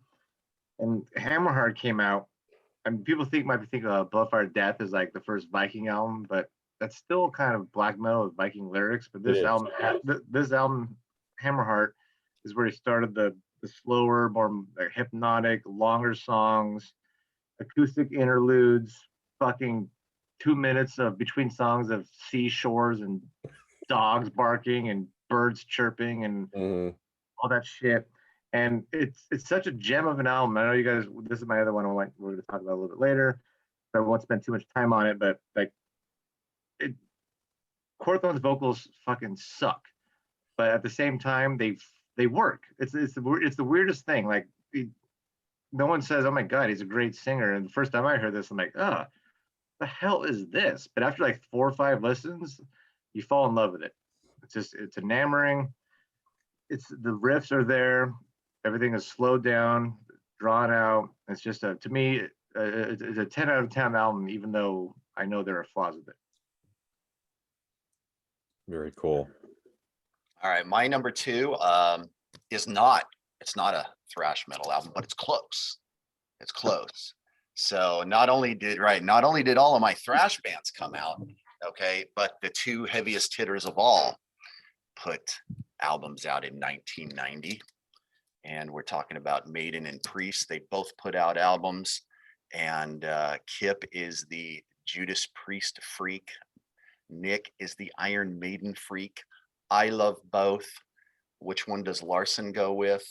Oh, Who wins? Who would choose No Prayer for the Dying? Who wins the batting title in the year 1990 for our 2 British icons? Really? You didn't go No Prayer for the Dying. I mean, No, come on. Sorry, I didn't. You want to listen to Holy Smoke? No, I'm not into Holy Smoke. Or what was the other one? Maybe that was on another album. Maybe I'm Bring your daughter to the slaughter. Yeah, Bring Your Daughter to the Slaughter. Oh my goodness. Wasn't Tail Gunner one of them? Tail That's a Gunner's good a song. single too. I like that song. Tail Gunner's okay. I Tail can't. Gunner's fine. Oh, dude, compared to Bring Your Daughter to the Slaughter. Jeez. I can't do that album at all. but yeah, my very, no, not my very first concert. My very first concert was Striper and Leatherwolf, like in the Universal Amphitheater in like 1985. My second concert, yeah, you know, with the wolf on the cover. You know, Fuck, my first concert was Peter, Paul, and Mary. You're lucky, dude. My second concert was the Turbo Tour. I was a little too young for the Defenders Tour, a little too young for the Power Slave Tour. I knew they were going on. I was too young, didn't have anybody that would drive me, yada, yada, yada. I got to see Priest, though, with Dawkins open up for the Turbo Tour. Yeah, and they came out in their black cloaks. And I thought, oh my God, I was talking to my buddy. I'm like, Steve, where did the leather and spikes go? Why are they on? Why do they look like they're in church? and then that gosh, what else came out after that? That live album with that horrible brownish looking cover, Priest Live, and then Ram It Down came out, and now I'm starting to worry. I'm starting to worry, like I'm gonna have to go somewhere else. That's it right there. Yeah, not a big fan. And then Painkiller comes out, Headbangers Ball, the Painkiller video, the black and the white, and brought a tear to my eye, and life was good again. So yeah, number 2, Priest, Painkiller. It's fantastic. It's awesome. Yeah. Surprising, especially after Ram It. I mean, again, as you said, I'm a fanatic, but it's like I can still shit on Priest stuff. I don't own any of the Tim Owens stuff, even though he lives right down the road here in Akron. He's a good guy. Very nice dude the couple times I met him, but I told him straight up to his face, I'm like, I think you're an amazing singer. I loved you in Iced Earth. I hated you in Judas Priest, but it's not your fault. And he just started laughing. He was like, oh, okay. But Painkiller, I mean, that's like I said to you guys earlier, to talk about heavy metal, that's one of the albums that's there. Everything about the album cover, the lyrics, I mean, everything about Scott Travis is a machine. Talk about an upgrade. Holland to Travis. I mean, dude can play. Oh yeah. Here's the weird thing. I like Dave Holland. I like his playing. I even have him on an album when he was with Glenn Hughes in a band called Trapeze back in the 70s. So I like Dave Holland. I didn't like him when he was, diddling kids in wheelchairs. Well, obviously. Which is what he got busted for. That was, yeah. But I didn't mind his playing on any of the older stuff, but he wouldn't have fit on Painkiller. So I'm glad he was gone at that point, because there's no way if that dude was on Painkiller, it would have been probably a different album. For sure. So, oh, absolutely. Scott Travis brings that. Was he in, was it Racer X, right? Yeah. Yeah. So yeah. He brings that Racer X feel to him. But, all right. Kip, I've never wanted to say this more, but give me your number 2.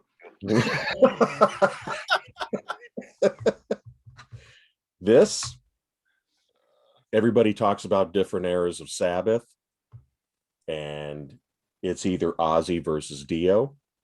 And for me, it's not. I love every era. I love Ian Gillan album. I love the Glenn Hughes album. 7 Star, which was actually supposed to be an Iommi solo album, but the label wouldn't put it out unless it was Sabbath. And I love everything about those singers, those vocalists, those albums, but Tony Martin is an underrated vocalist, and Tyr is Cozy Powell on drums. Incredible. I mean, it's just, I kind of knew Nick. was kind of hoping, as soon as you said you liked the Headless Cross, this is a good companion album to that, because it's kind of pretty much the same in terms of quality. And I now that Sabbath is done, I know Tony Iommi said that he was wanting to redo in like deluxe editions Headless Cross and Tear. So I hope he does, because they haven't put it out, since. I mean, this is on IRS Metal, but I mean, I kind of know why Nick loves it, because it's all about Vikings and Odin, and there's runes in it.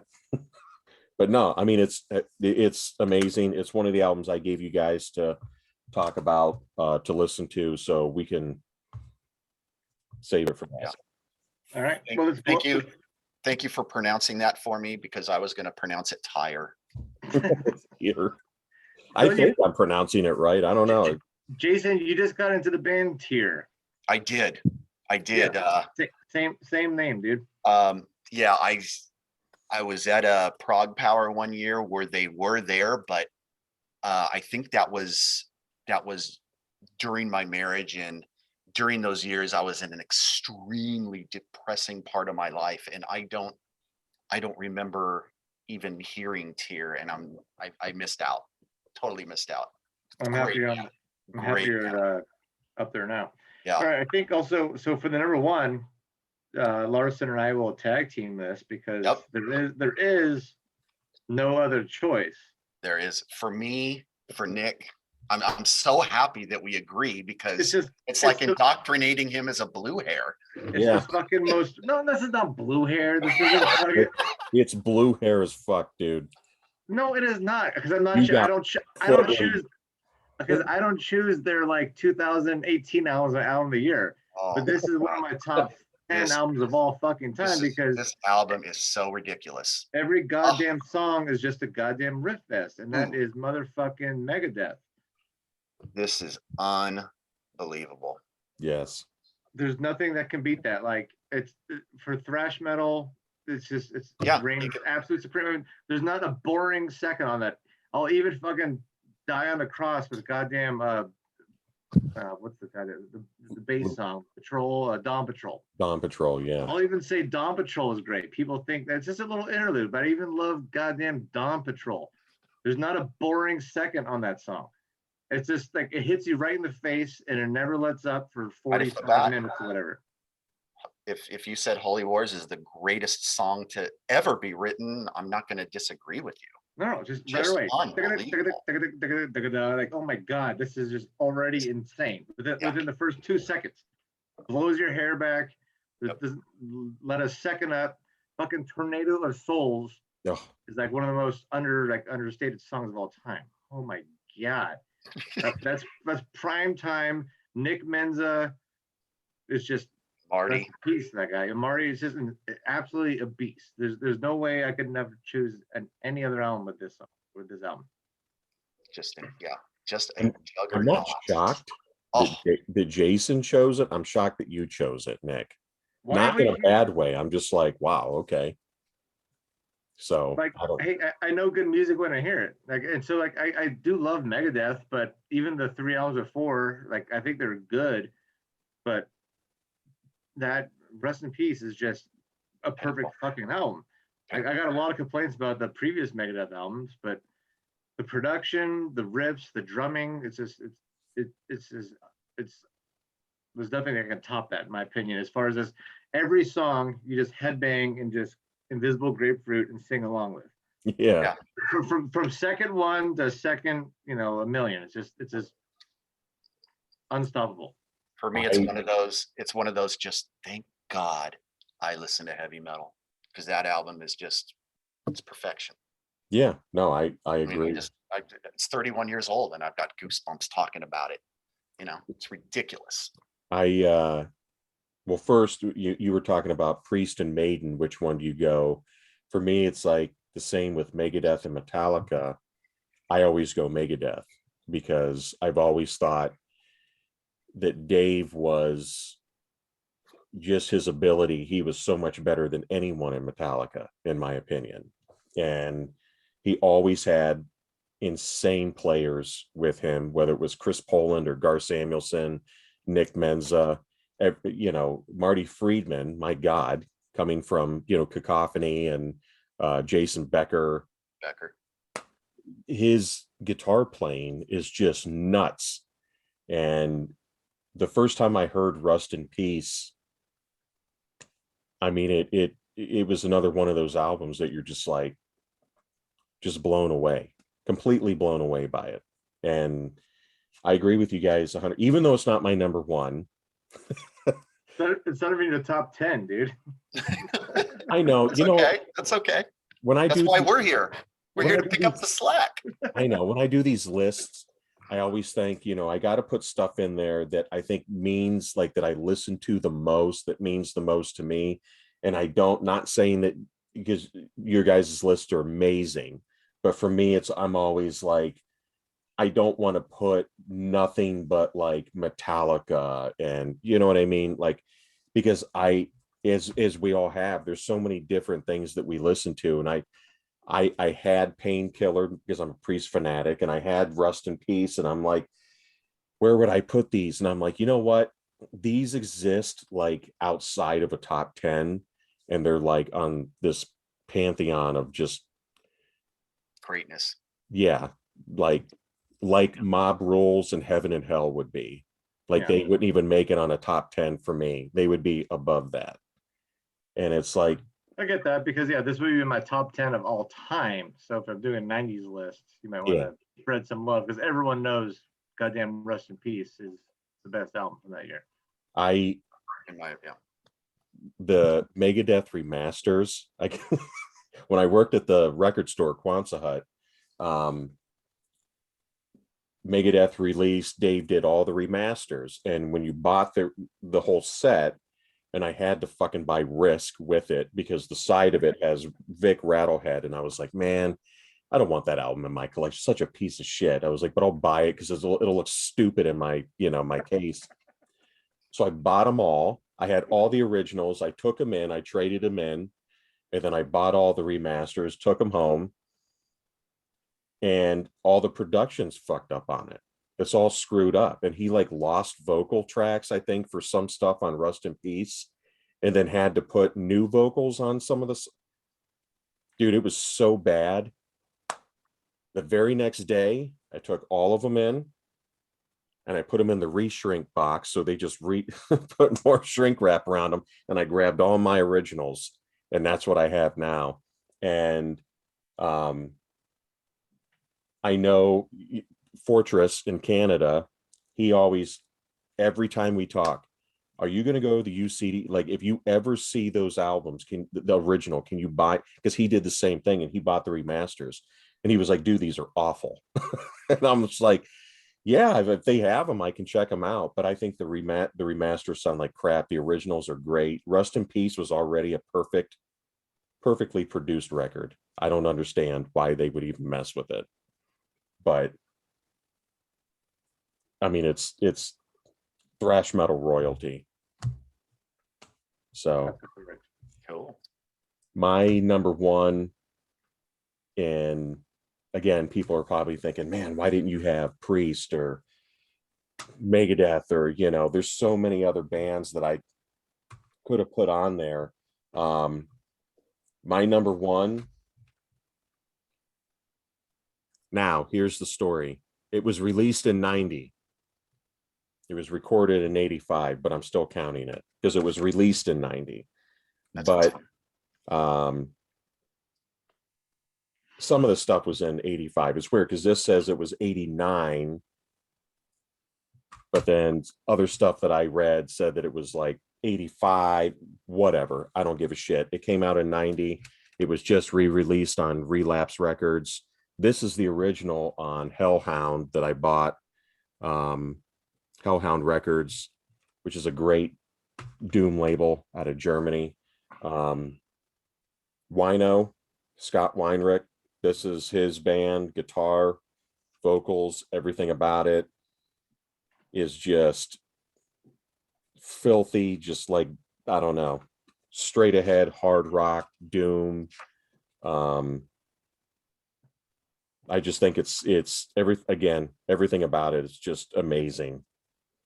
And That's The Obsessed, by the way. The Obsessed. Yeah, I keep holding it up and not saying it's The Obsessed. The song River of Soul, and another life-changing track. I got to meet Wino several years ago at a St. Vitus show. Coolest dude. He was so nice. But that to me, the first Obsessed album I heard was called The Church Within, which was on Columbia.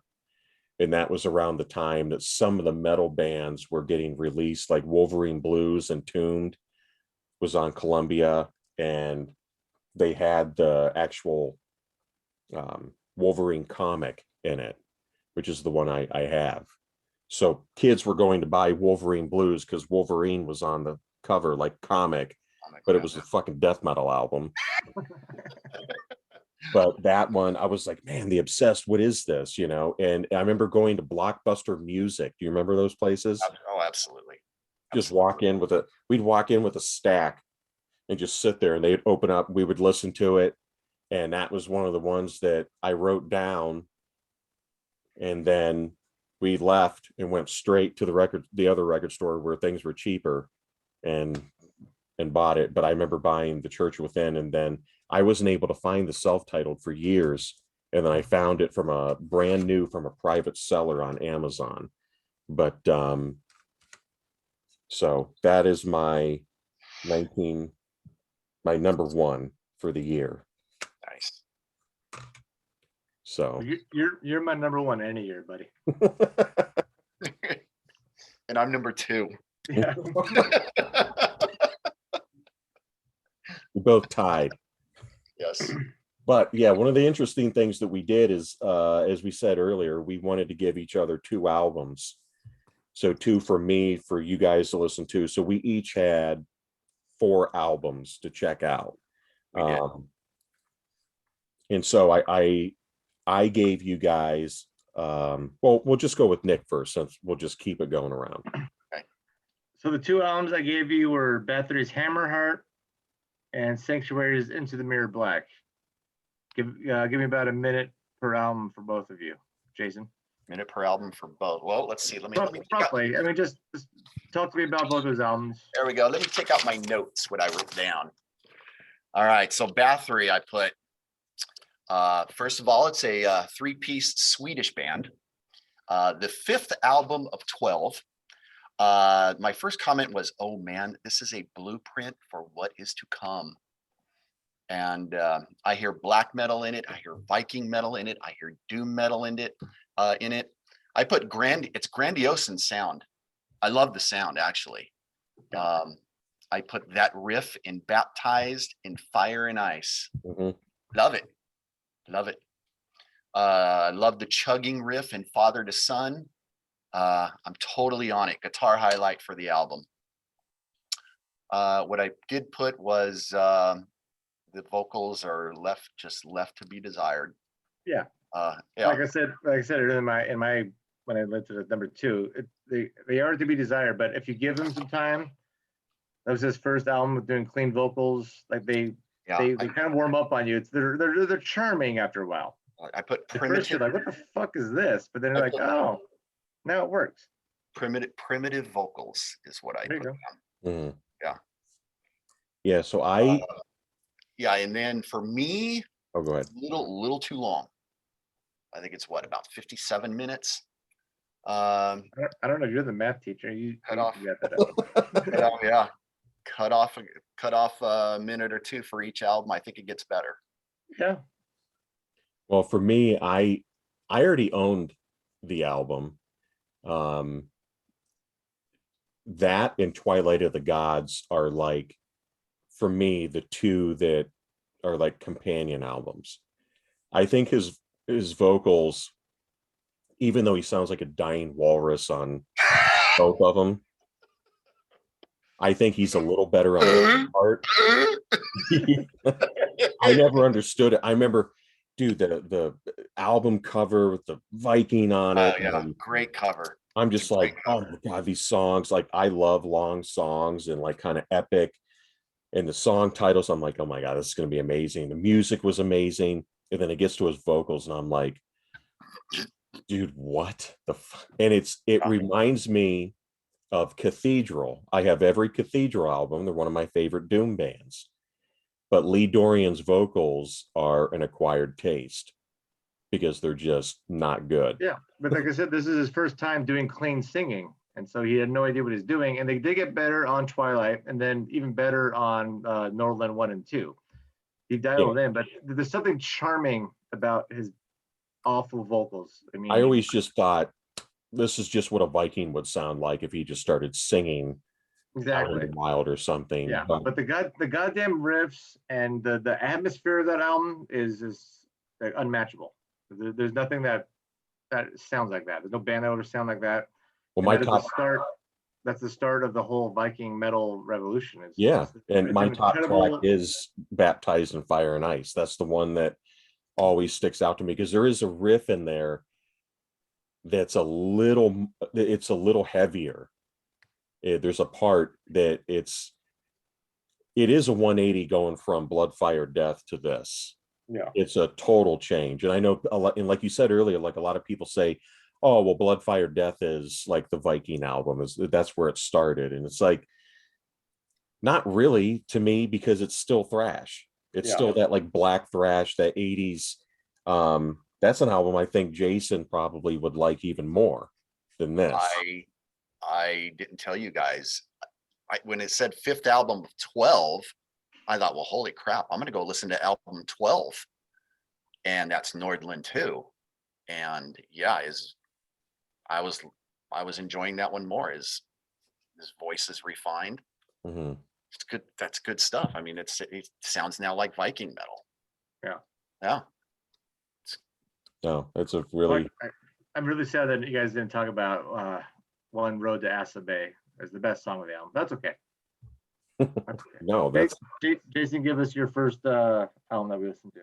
My number 10 was Bitter End with Harsh Realities, and that was my choice for Nick and Kip to listen to because I kind of knew I wanted to throw that obscure album in there that maybe nobody had never heard of, and I never heard of it, and I wish I had never heard of it. oh, jeez. Let's go with the good first. I'll say Guilty Until Proven Innocent. That was my favorite track. I heard 4 different bands, 4 different riffs going on in there. Mordred, this is just what it reminded me of. Okay. Not just riffs, it was song structures, vocals. These are the 4 bands that Bitter End reminded me of. Mordred, Megadeth, some Death Angel. Not, I would say Death Angel more on like Frolic in the Park because it was like a little different. They did some different stuff. And then this one's going to throw you for a loop, but there were some riffs in there that honestly reminded me of Saigon Kick, that early 90s band. Yeah, I thought you guys might have mentioned, you ever heard of Scatterbrain? Yeah. Scatterbrain was kind of that comedy metal. Mm-hmm. So in my opinion, for that feel, even though it's kind of thrashy, it kind of has like that uplift kind of strangish feel to it. But no, I the production was awesome. I liked it. So I mean, I love old school thrash. So it was, to me, I thought it was awesome. You know, great solos. I love the vocals. Again, if you're listening to thrash back in that, I mean, there's any album, you know, you could throw a dart at something and it would be awesome. And I don't, there's a hardcore band now named Bitter End. And so every time I was like thinking of Bitter End, it was that newer band and I don't like at all. So it was good to, I don't think I ever remember seeing this album or hearing about it, but I don't know. I dug it a lot. So I thought the musicianship was actually really good. Like the first song just starts off blister and like, okay, here we go. It just kicks you right in the fucking face. And then, but every song was just like, it was like so disjointed. It would go and then stop, and there'd be a little bass solo little thing, and then go again. There you go. There you A go. little drum fill, and like just get the song cooking. Like let's get the whole. Let's do 3 minutes of going. But it's just like go stop, fuck around, go stop. It just drove me nuts. Maybe if And I like, know- yeah, maybe if What's like, that? maybe if it was like Devo was a thrash band. Something like that. It was just like it was so disjointed. And then I know none of us really listen to metal for lyrics, but when you have clean vocals and you have lyrics such as, well, they tell you all to just say no, but we can all tell you where they can go. You're a bunch of hypocrites. If they say no, I'll just say yes. Like it was like some fucking 18-year-old or 16-year-old who got grounded, just like fuck the system lyrics. Blah, blah, blah, blah, blah. It just drove me nuts. Like talking about like Noriega, like how I was just, I don't know. I started laughing because it was so fucking. I felt Right. embarrassed to listen to it. Scatterbrain. You It was started laughing. It was just the lyrics were so juvenile. Like if it was death metal or whatever, like okay, but when you can actually understand the lyrics and they're that bad, and again, I'm a fucking power metal fan, okay? Like so, we're the greatest salt. But if you're trying to be like political, at least don't make them like that cringy. So I don't know. I'm used to cringy lyrics and thrash. I listened to early Sodom, so As do I. As do I. I don't know. It's just good. Good attempt, bad execution. There you go. well, the one I asked you guys to listen to was Count Raven, Storm Warning. I put 4-piece Swedish band, and I put obviously it's doom metal. That's Kip's forte. This is their first album. It's their debut of 5 full-length albums. They're still listed as active in Metal Archives. Dug the first track, Inam Nodamina.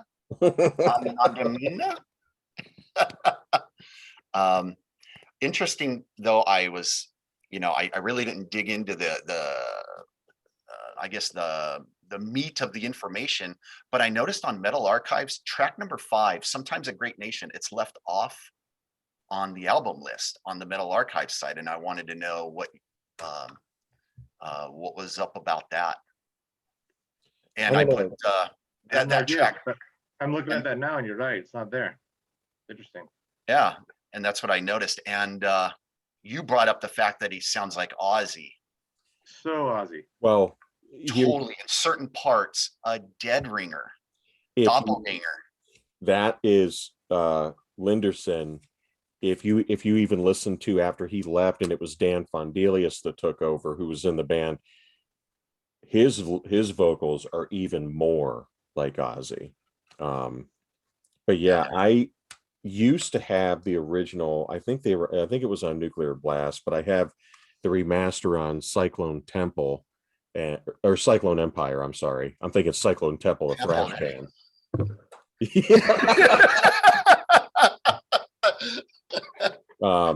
But yeah, you said Sometimes a Great Nation. It's on this one, and there's 2 asterisks by it, so I guess I've never noticed that.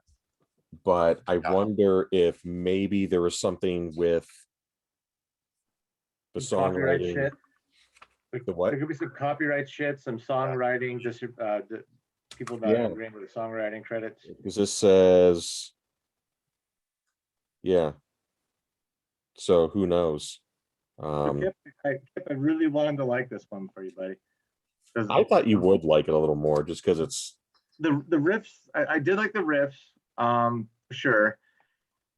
But like some of the songs, like what's the one? The one about the making fun of glam metal bands, the rock and roll, like it's just like there was no chorus. It was just riff, and then like a little solo, then a riff. There was like when I listened to the album, like none of the songs like progressed and had a climax and a come down. They just kind of meandered. Like here, like every song was the same tempo for like the whole time, without a breakdown until like towards the end, like the last, like I think track 6 or 7, like the tempo was sped up a bit and they threw some keyboards in. It's like, okay, now this is going somewhere.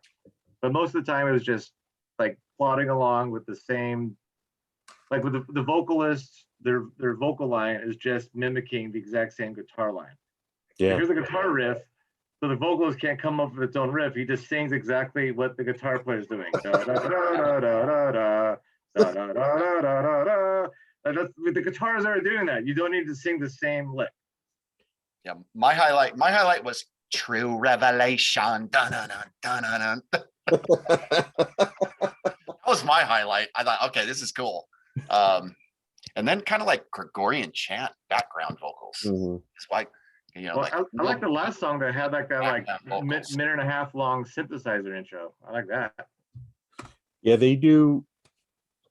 The first couple albums are like this. This is, I would say that they're, even though people think that they're like a classic doom band, they're not as well known as like, you know, Candlemass and even like Reverend Bazaar and stuff like that when it comes to European doom. But that one always got me. I used to have the originals of all of them, but when they were all remastered on that Cyclone Empire, I picked them all up. But I'm thinking about going back to Jason's earlier album, this album, and my next album. What was up with like 1990? Because this album has really shitty political lyrics too, like talking about Israel and Berlin Wall has fallen in 1989. Even Rust in Peace again, same like political lyrics and like these really just like kind of outdated, campy. Like what was back then going on that like every band had to have like political lyrics? The Berlin Wall was falling in 1990 was Desert Storm. So yeah, it was like the end of the world, you know? Yeah, because the next album I had you guys listen to in Into the Mirror Black, the first song was talking about the same stuff, just like we're watching media with blah blah blah. I don't know. I think that's, especially if you're talking about thrash metal. I mean, how many thrash albums are going to have some kind of caricature of Ronald Reagan on the cover, or at least somewhere, you know? Quite a few. So yeah, I mean, it's super political. The stuff that came out back then. I mean, even Death with Spiritual Healing, I think started getting a little more political, a little less death metal-y in terms of lyrics, and it was a little more, you know. The televangelists are coming out, all that stuff. Yeah. Yeah. All right. Well, tell me about you guys' journey with Into the Mirror Black. You're preaching to the choir. I've listened to Sanctuary since it came out. It's probably one of the original. I probably have the first edition CD. Legends. I got to see him in Prague Power in 2011. Oh wow. They reformed while Worrell was still alive. I'm sorry, Derek. That's another band The Exorcist hasn't seen. Another. But yeah, it's a great voice. Yeah. Listen to it anytime, any place. Both of them, Refuge Denied and Into the Mirror Black. I got the next one, which was 23 years later. What was it? The Year the Sun Died. Yeah. Yeah. Just a great band. Yeah, I was always a Refuge guy, and like I told you, Nick, I didn't really listen to Into the Mirror Black that much. I always listened to Future Tense, and then for some reason I couldn't remember the rest of it, and that chorus was always going past tense and future tense, you know, all. But then listening to the album, it's like I said a little earlier, Epitaph was like my top track. And it's because I love Queensryche, 80s Queensryche. And it gave me that feel. It had that same kind of eerie feel that Queensryche had. And I think that Worrell back then was very Jeff Tate like. He was different, but Jeff Tate was very unique in his vocals, and I think that was the same with Worrell back then. The shame that they only put 2 albums, well, until the newest one came out. Right. But Yeah, like we were talking earlier, the record label tried to force them to change their sounds. They just said, F it. yeah, Nope, we out. Nope. I love that they stuck to their, yeah, stuck to the ground like that. That's freaking rad. Not a lot of people would do that. they had a big record deal too, didn't they? It was like 5 or 6 albums, or I don't know. I didn't look into history that much. I think it was like several albums more that they had to record, and then they wanted them to change, so they just like, yeah, see ya. Yeah. So Two no, solid albums. very, very cool. All right, my second album was Robert Cray with the Memphis Horns at Midnight Stroll. Want to know what you guys think of that? I'll go. So Consequences was my track. That's the one you mentioned that you saw On the Tonight Show, on the Tonight Show. back when I was a mere lad. It was for me, it was either that or Move a Mountain. So here's the thing. Robert Cray, when I was listening to it, I thought, man, this is really reminded me of something. Just the way that it was bluesy, but it had like some soul in it, plus with the Memphis Horns. And I thought, man, you know what? This is really like Government Mule. If you've ever listened to Government Mule. I'll definitely check them out. I love Government Mule. Warren Haynes is a great player. He was with the Allman Brothers. I mean, Government Mule have a shit ton of albums out. The Memphis Horns is on one of their live albums. And just the way that Robert Cray plays his guitar work, the song structures, everything about it, I was like, it just really took me back to Warren Haynes's solo album that he did and some of the Government Mule stuff. And that's why I was like really digging it. Great voice. I saw that there's Robert Cray, and then there were albums of like the Robert Cray Band. I don't know if there were different people in there when I was. I don't know much about the personnel changes throughout his career. So. No, I don't know. The only thing I do remember about this band from my past was my uncle was really into them. And I remember I don't remember ever listening to it, but I remember seeing Robert Cray in his collection, and he had Stevie Ray Vaughan, he had Eric Clapton, like all kind of what you would think, and a lot of it to me was really cool because I like a lot of oh my god, I'm forgetting his name now, the guy in Thin Lizzy. Phil Lynott. No, Gary, the player. Oh, Gary Moore. Still got Gary the blues. Moore. God, I just want to say Gary Hughes, but that's another singer. But yeah, Gary Moore, where he put out Still Got the Blues in '90. Some blues stuff. Yeah, it just really, the production and everything. I know Nick earlier, you said it kind of had like that. I don't know what you like that sheen to it. Yeah, just that blues pop that was kind of popular around then. Yeah. It was the specific production. As soon as I heard it, I was like, yeah, this is exactly, just looking at the album covers, exactly what I thought it would sound like. I enjoyed it a lot. Yeah. And I don't typically enjoy horns in like hard rock at all. Right. That's just me. No offense, Nick. But where else do you enjoy horns? Yeah, I mean, it was a really fun album. I loved it too. The songwriting was great, and you could tell when you listen to it, that guy could like let it go, let it shred, and open it up, but he kept it so musically concise. Mm-hmm. Like he restrained himself, which I always appreciate when you see like a virtuosic guy. Like he could do so much more, but he has a little more taste.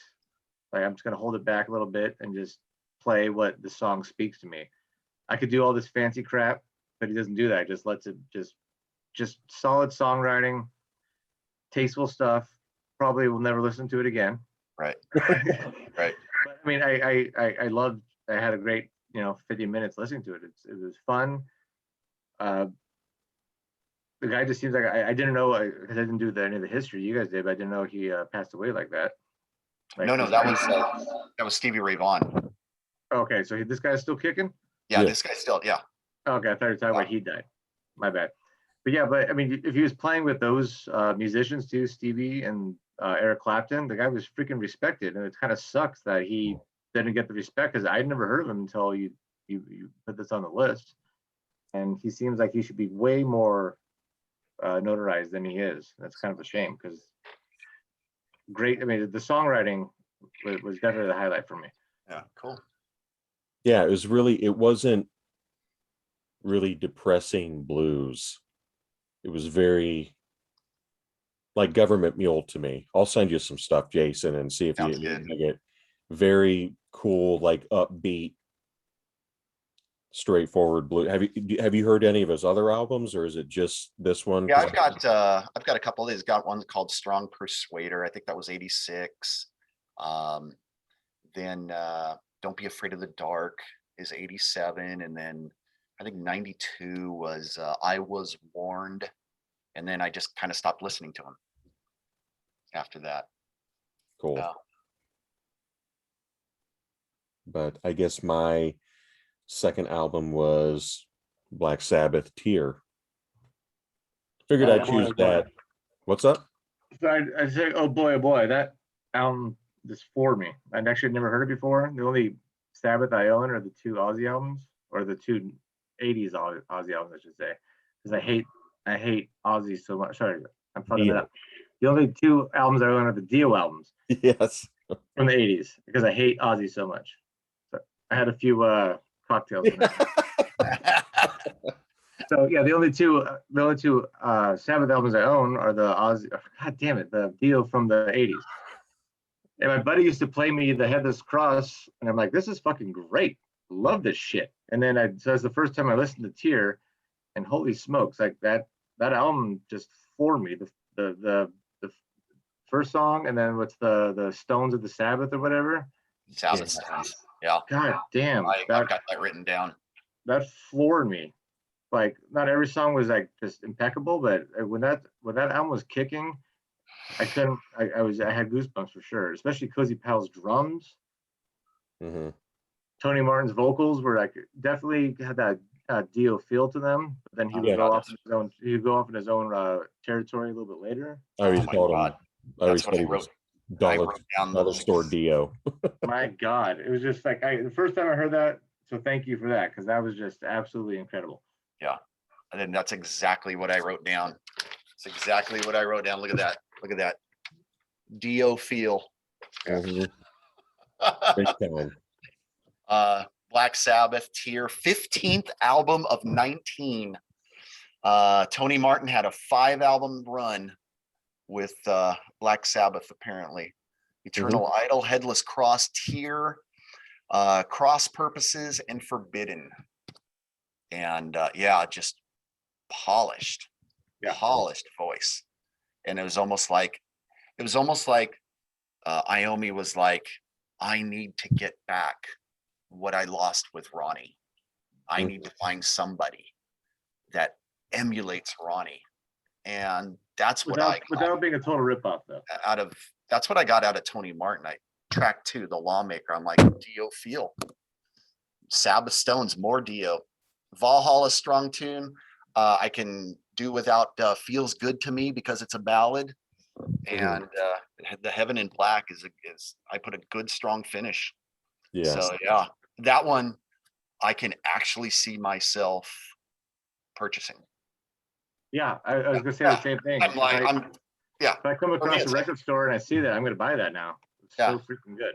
Yeah, you should, because I know it's been out of print for so long, that and Headless Cross, and people are always like, dude, put it out. They did put out the Eternal Idol, which I think you guys, if you haven't heard it, you would also like, because it's the same, kind of in the same vein as Headless Cross and Tear. And the really cool thing about the Eternal Idol is the remastered version I got. The second disc has the demo where Ray Gillen from Badlands sings on it. And his voice is amazing, but Tony Martin, that album's great. And this Cross Purposes, I really like, and Forbidden is, everybody says it's Sabbath's worst album. I mean, Ice-T is on one song. Wow. It's like, I like Ice-T a lot, like old school, but and I like Body Count, but it's like he doesn't, I don't know, it just didn't seem right on a Sabbath album. But Tear and Headless Cross, I think, and Eternal Idol, that's like the trinity of just awesome. And I always loved Odin's Court, that kind of acoustic, and then it just busts into Valhalla. Yeah. I love it. Jason, I think you thought lawmaker sound like Dio because the way he enunciated, like lawmaker, like trying to rhyme law with maker, like that's Yeah. a very Dio thing. Dio diction. Dio diction. Yeah. Yeah, Dio addiction. No, it's very cool listening to stuff that I typically, like I said, I own the Hammerheart. I don't really listen to that Bathory that much, so it was good to be kind of forced to listen to it and be like, wow, I own this, and I haven't heard it in years. Love the Sanctuary, love the Robert Cray. I didn't have a bad time listening to anything you guys wanted me to listen to. So that's what makes this so fun. And I want to do it again and again. I'll run through just some really quickly here, some of my honorable mentions. Some stuff that people will probably be like, really? And one is Fields of the Nephilim. They're kind of a British goth band. Released an album on Beggar's Banquet in 1990. Their album Elysium is absolutely amazing. Social D, the self-titled, I gotta go with that. I absolutely love the album. Mike Ness is a legend. That's the first album I heard by him, and I was just hooked. Neil Young and Crazy Horse, Ragged Glory. I'm a Neil Young fanatic. I love his guitar playing. It's sloppy, it's grungy, but it influenced a lot of people, believe it or not. And here's one that might throw you guys for a loop. My favorite albums of 1990, and honorable mention, and one of the coolest albums I've ever heard, and that's Concrete Blonde, Bloodletting. Okay. Love it. Absolutely. Johnette Napolitano, awesome vocals. I know people know the song Joey. That was kind of like their claim to fame. But everything else on that album is absolutely amazing. So Let's throw out a couple quick honorable mentions. One is Depeche Mode's Violator. Perfect. Freaking, that's probably, that could, if I didn't do like at least an electric guitar band, that could probably be my top 3 for the year. Just love the hell out of that album. Not flawless. And the other one is Jane's Addiction, Ritual Deal Habitual. Nice. Just a fun album. And I also need to do a quick, the biggest fail of all time is Persistence of Time by Anthrax. That's probably the worst album of 1990. Even worse than No Prayer for the Dying. Now that's saying something. It was crazy going through all of the albums. I'm looking at the list now, just the crap that came out. It's insane. Queensryche Empire, left, King's X, Faith, Love, Hope.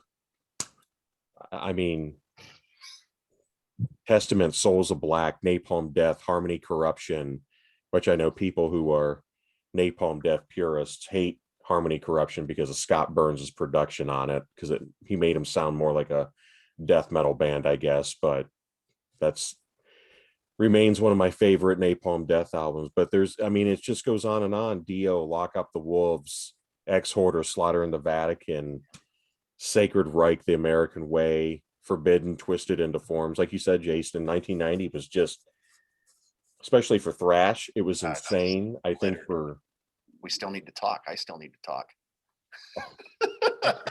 You just listed all of his albums. Go ahead. No. I just no. You finish up. No, I Oh, want. you were done. Okay, Yeah. perfect timing then. All right, so this is a German band that has been around forever, and I've seen them at Prague Power, and when they got on stage, everybody left. And I'm like, dude, where are the people going? These guys, I forget, they have like 12,000 albums, Nick, all with the same vocalist. That's Rage. Oh, Reflections of the Shadow. Nick would hate this, I think. Earlier, I already hated just looking at it. yeah. Early in the career, they kind of tinkered between death and thrash, or seesawed between thrash and power, I should say, not death and thrash.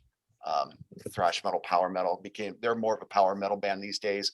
PB Wagner has been the vocalist the entire time. yeah. I'm wondering if Nick would like this one that's coming up, because in my opinion, it's Halloween influence.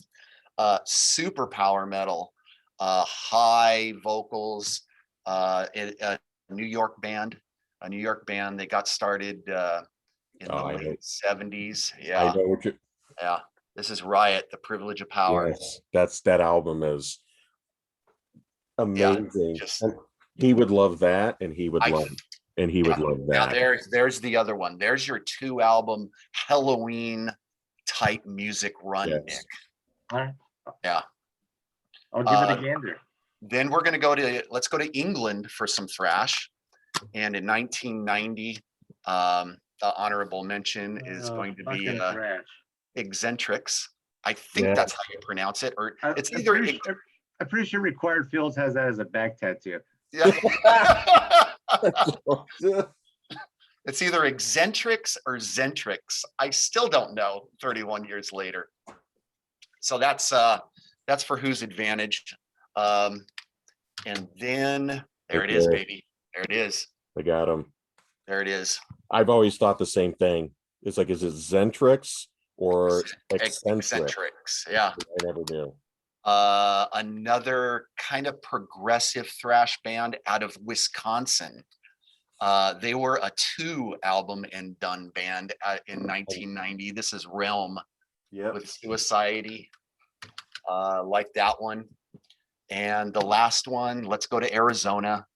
Let's go to Arizona for 3 bands that put out albums in 90. I love Flotsam and Jetsam. I love AK's Voice. Classic band. Then you mentioned Sacred Reichs, The American Way. And then there were these 5 dudes out of Tucson that I did see live at the Waters Club in San Pedro before it was torn down and turned into apartments. I got to talk to the guitar player by the name of Chris Likens. Great guy. For some reason, I didn't bring the CD with me because I didn't think I was going to meet the guys, but he was out there. I was talking to him. I'm like, yeah, I'm trying to go to school to be a math teacher. And he's like, cool, I'm actually going to be going to Yale. So I was talking to a guitar player that actually stopped and went to Yale, and I heard he's a professor somewhere. And yes, Nick, the guitar player in this band went to Yale. I think he majored in quantum physics or something like that. Look at that album cover. That's Atrophy with Violent by Nature. Sounds amazing. Awesome. Yeah, just thrash, and more thrash.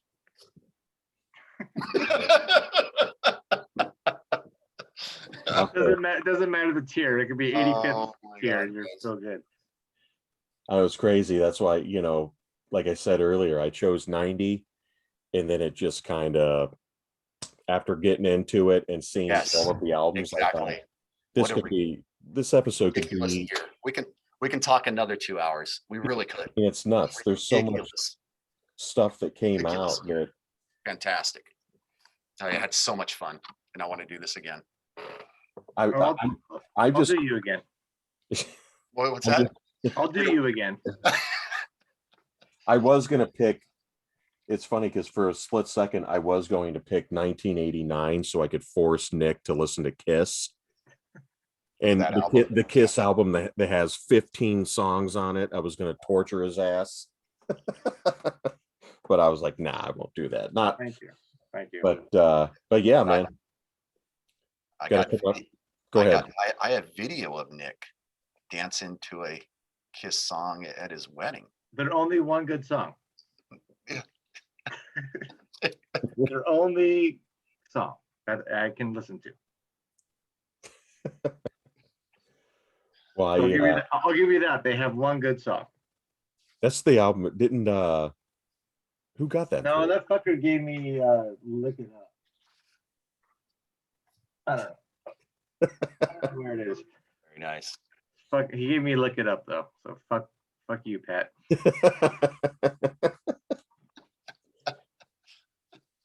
Well, yeah, no, I think we kind of laid the groundwork for some future episodes here. Yeah, this is good. Let's see how the people react, you know?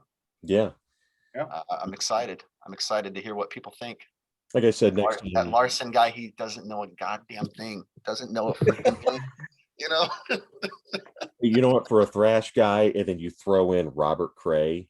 Isn't that great? That's awesome. Yeah. Well, I can't make any promises, but next time I won't be too tipsy where I refer to Dio as Ozzy. But no promises that I won't be drinking again. Well, that we'll have to pick something, like I said, or something that's more out in your wheelhouse, Nick, and then out of ours. Yeah. Which I know a lot of the stuff that you listen to, which I'd probably enjoy a lot of it. But maybe choose a time like a year that's later, maybe like 2000 or something like that. But I'm going to leave that up to you guys this time to come up with, and then we could try and do something a little different with that one as well. But it was good, obviously seeing you guys and going through listening to some albums that either I haven't heard in a long time or I haven't heard at all. So I thought this was really cool. 100%. I know people are going to complain and be like, why didn't you mention this album? Why didn't you mention that album? It's like, you know what? Again, we could talk for another 2 or 3 albums or hours and Totally. still not hit every single awesome album that came out in 1990. I'm sorry for putting you through bitter end, Nick. That fucking sucked. Imagine you could have had Bitter End and Anthrax Persistence of Time. All right.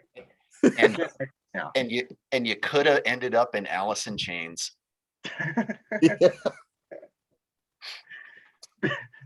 Oh yeah. No, this is great. Thanks guys for doing it. And All right, gentlemen. Great times. we'll reconvene Awesome. soon. I know you guys are going to be gone this weekend or whatever, and so it'll be sometime in the future. Yeah. We'll get Absolutely. together. I got an episode coming up with Justin and Arnie, and we're going to do, Justin started the whole top 10 guitarists, then bass players and drummers, and so I said, why don't we just do guitarists, and then we can talk about that. And I think that'll be really interesting because we got 3 different perspectives. Arnie's more death and black metal, and I'm more kind of in between. And then Justin is very punk 70s, like he's got just a different perspective on things. So I think that'll be a really good one that we're supposed to be doing here soon, also on the Zoom. So hopefully we can just keep doing these. Sounds good. I'll be there. I'll be there anytime, buddy. Anytime. So no, it's awesome. And thanks to everyone. And yeah, look out for the new episodes coming soon. So Awesome. All right.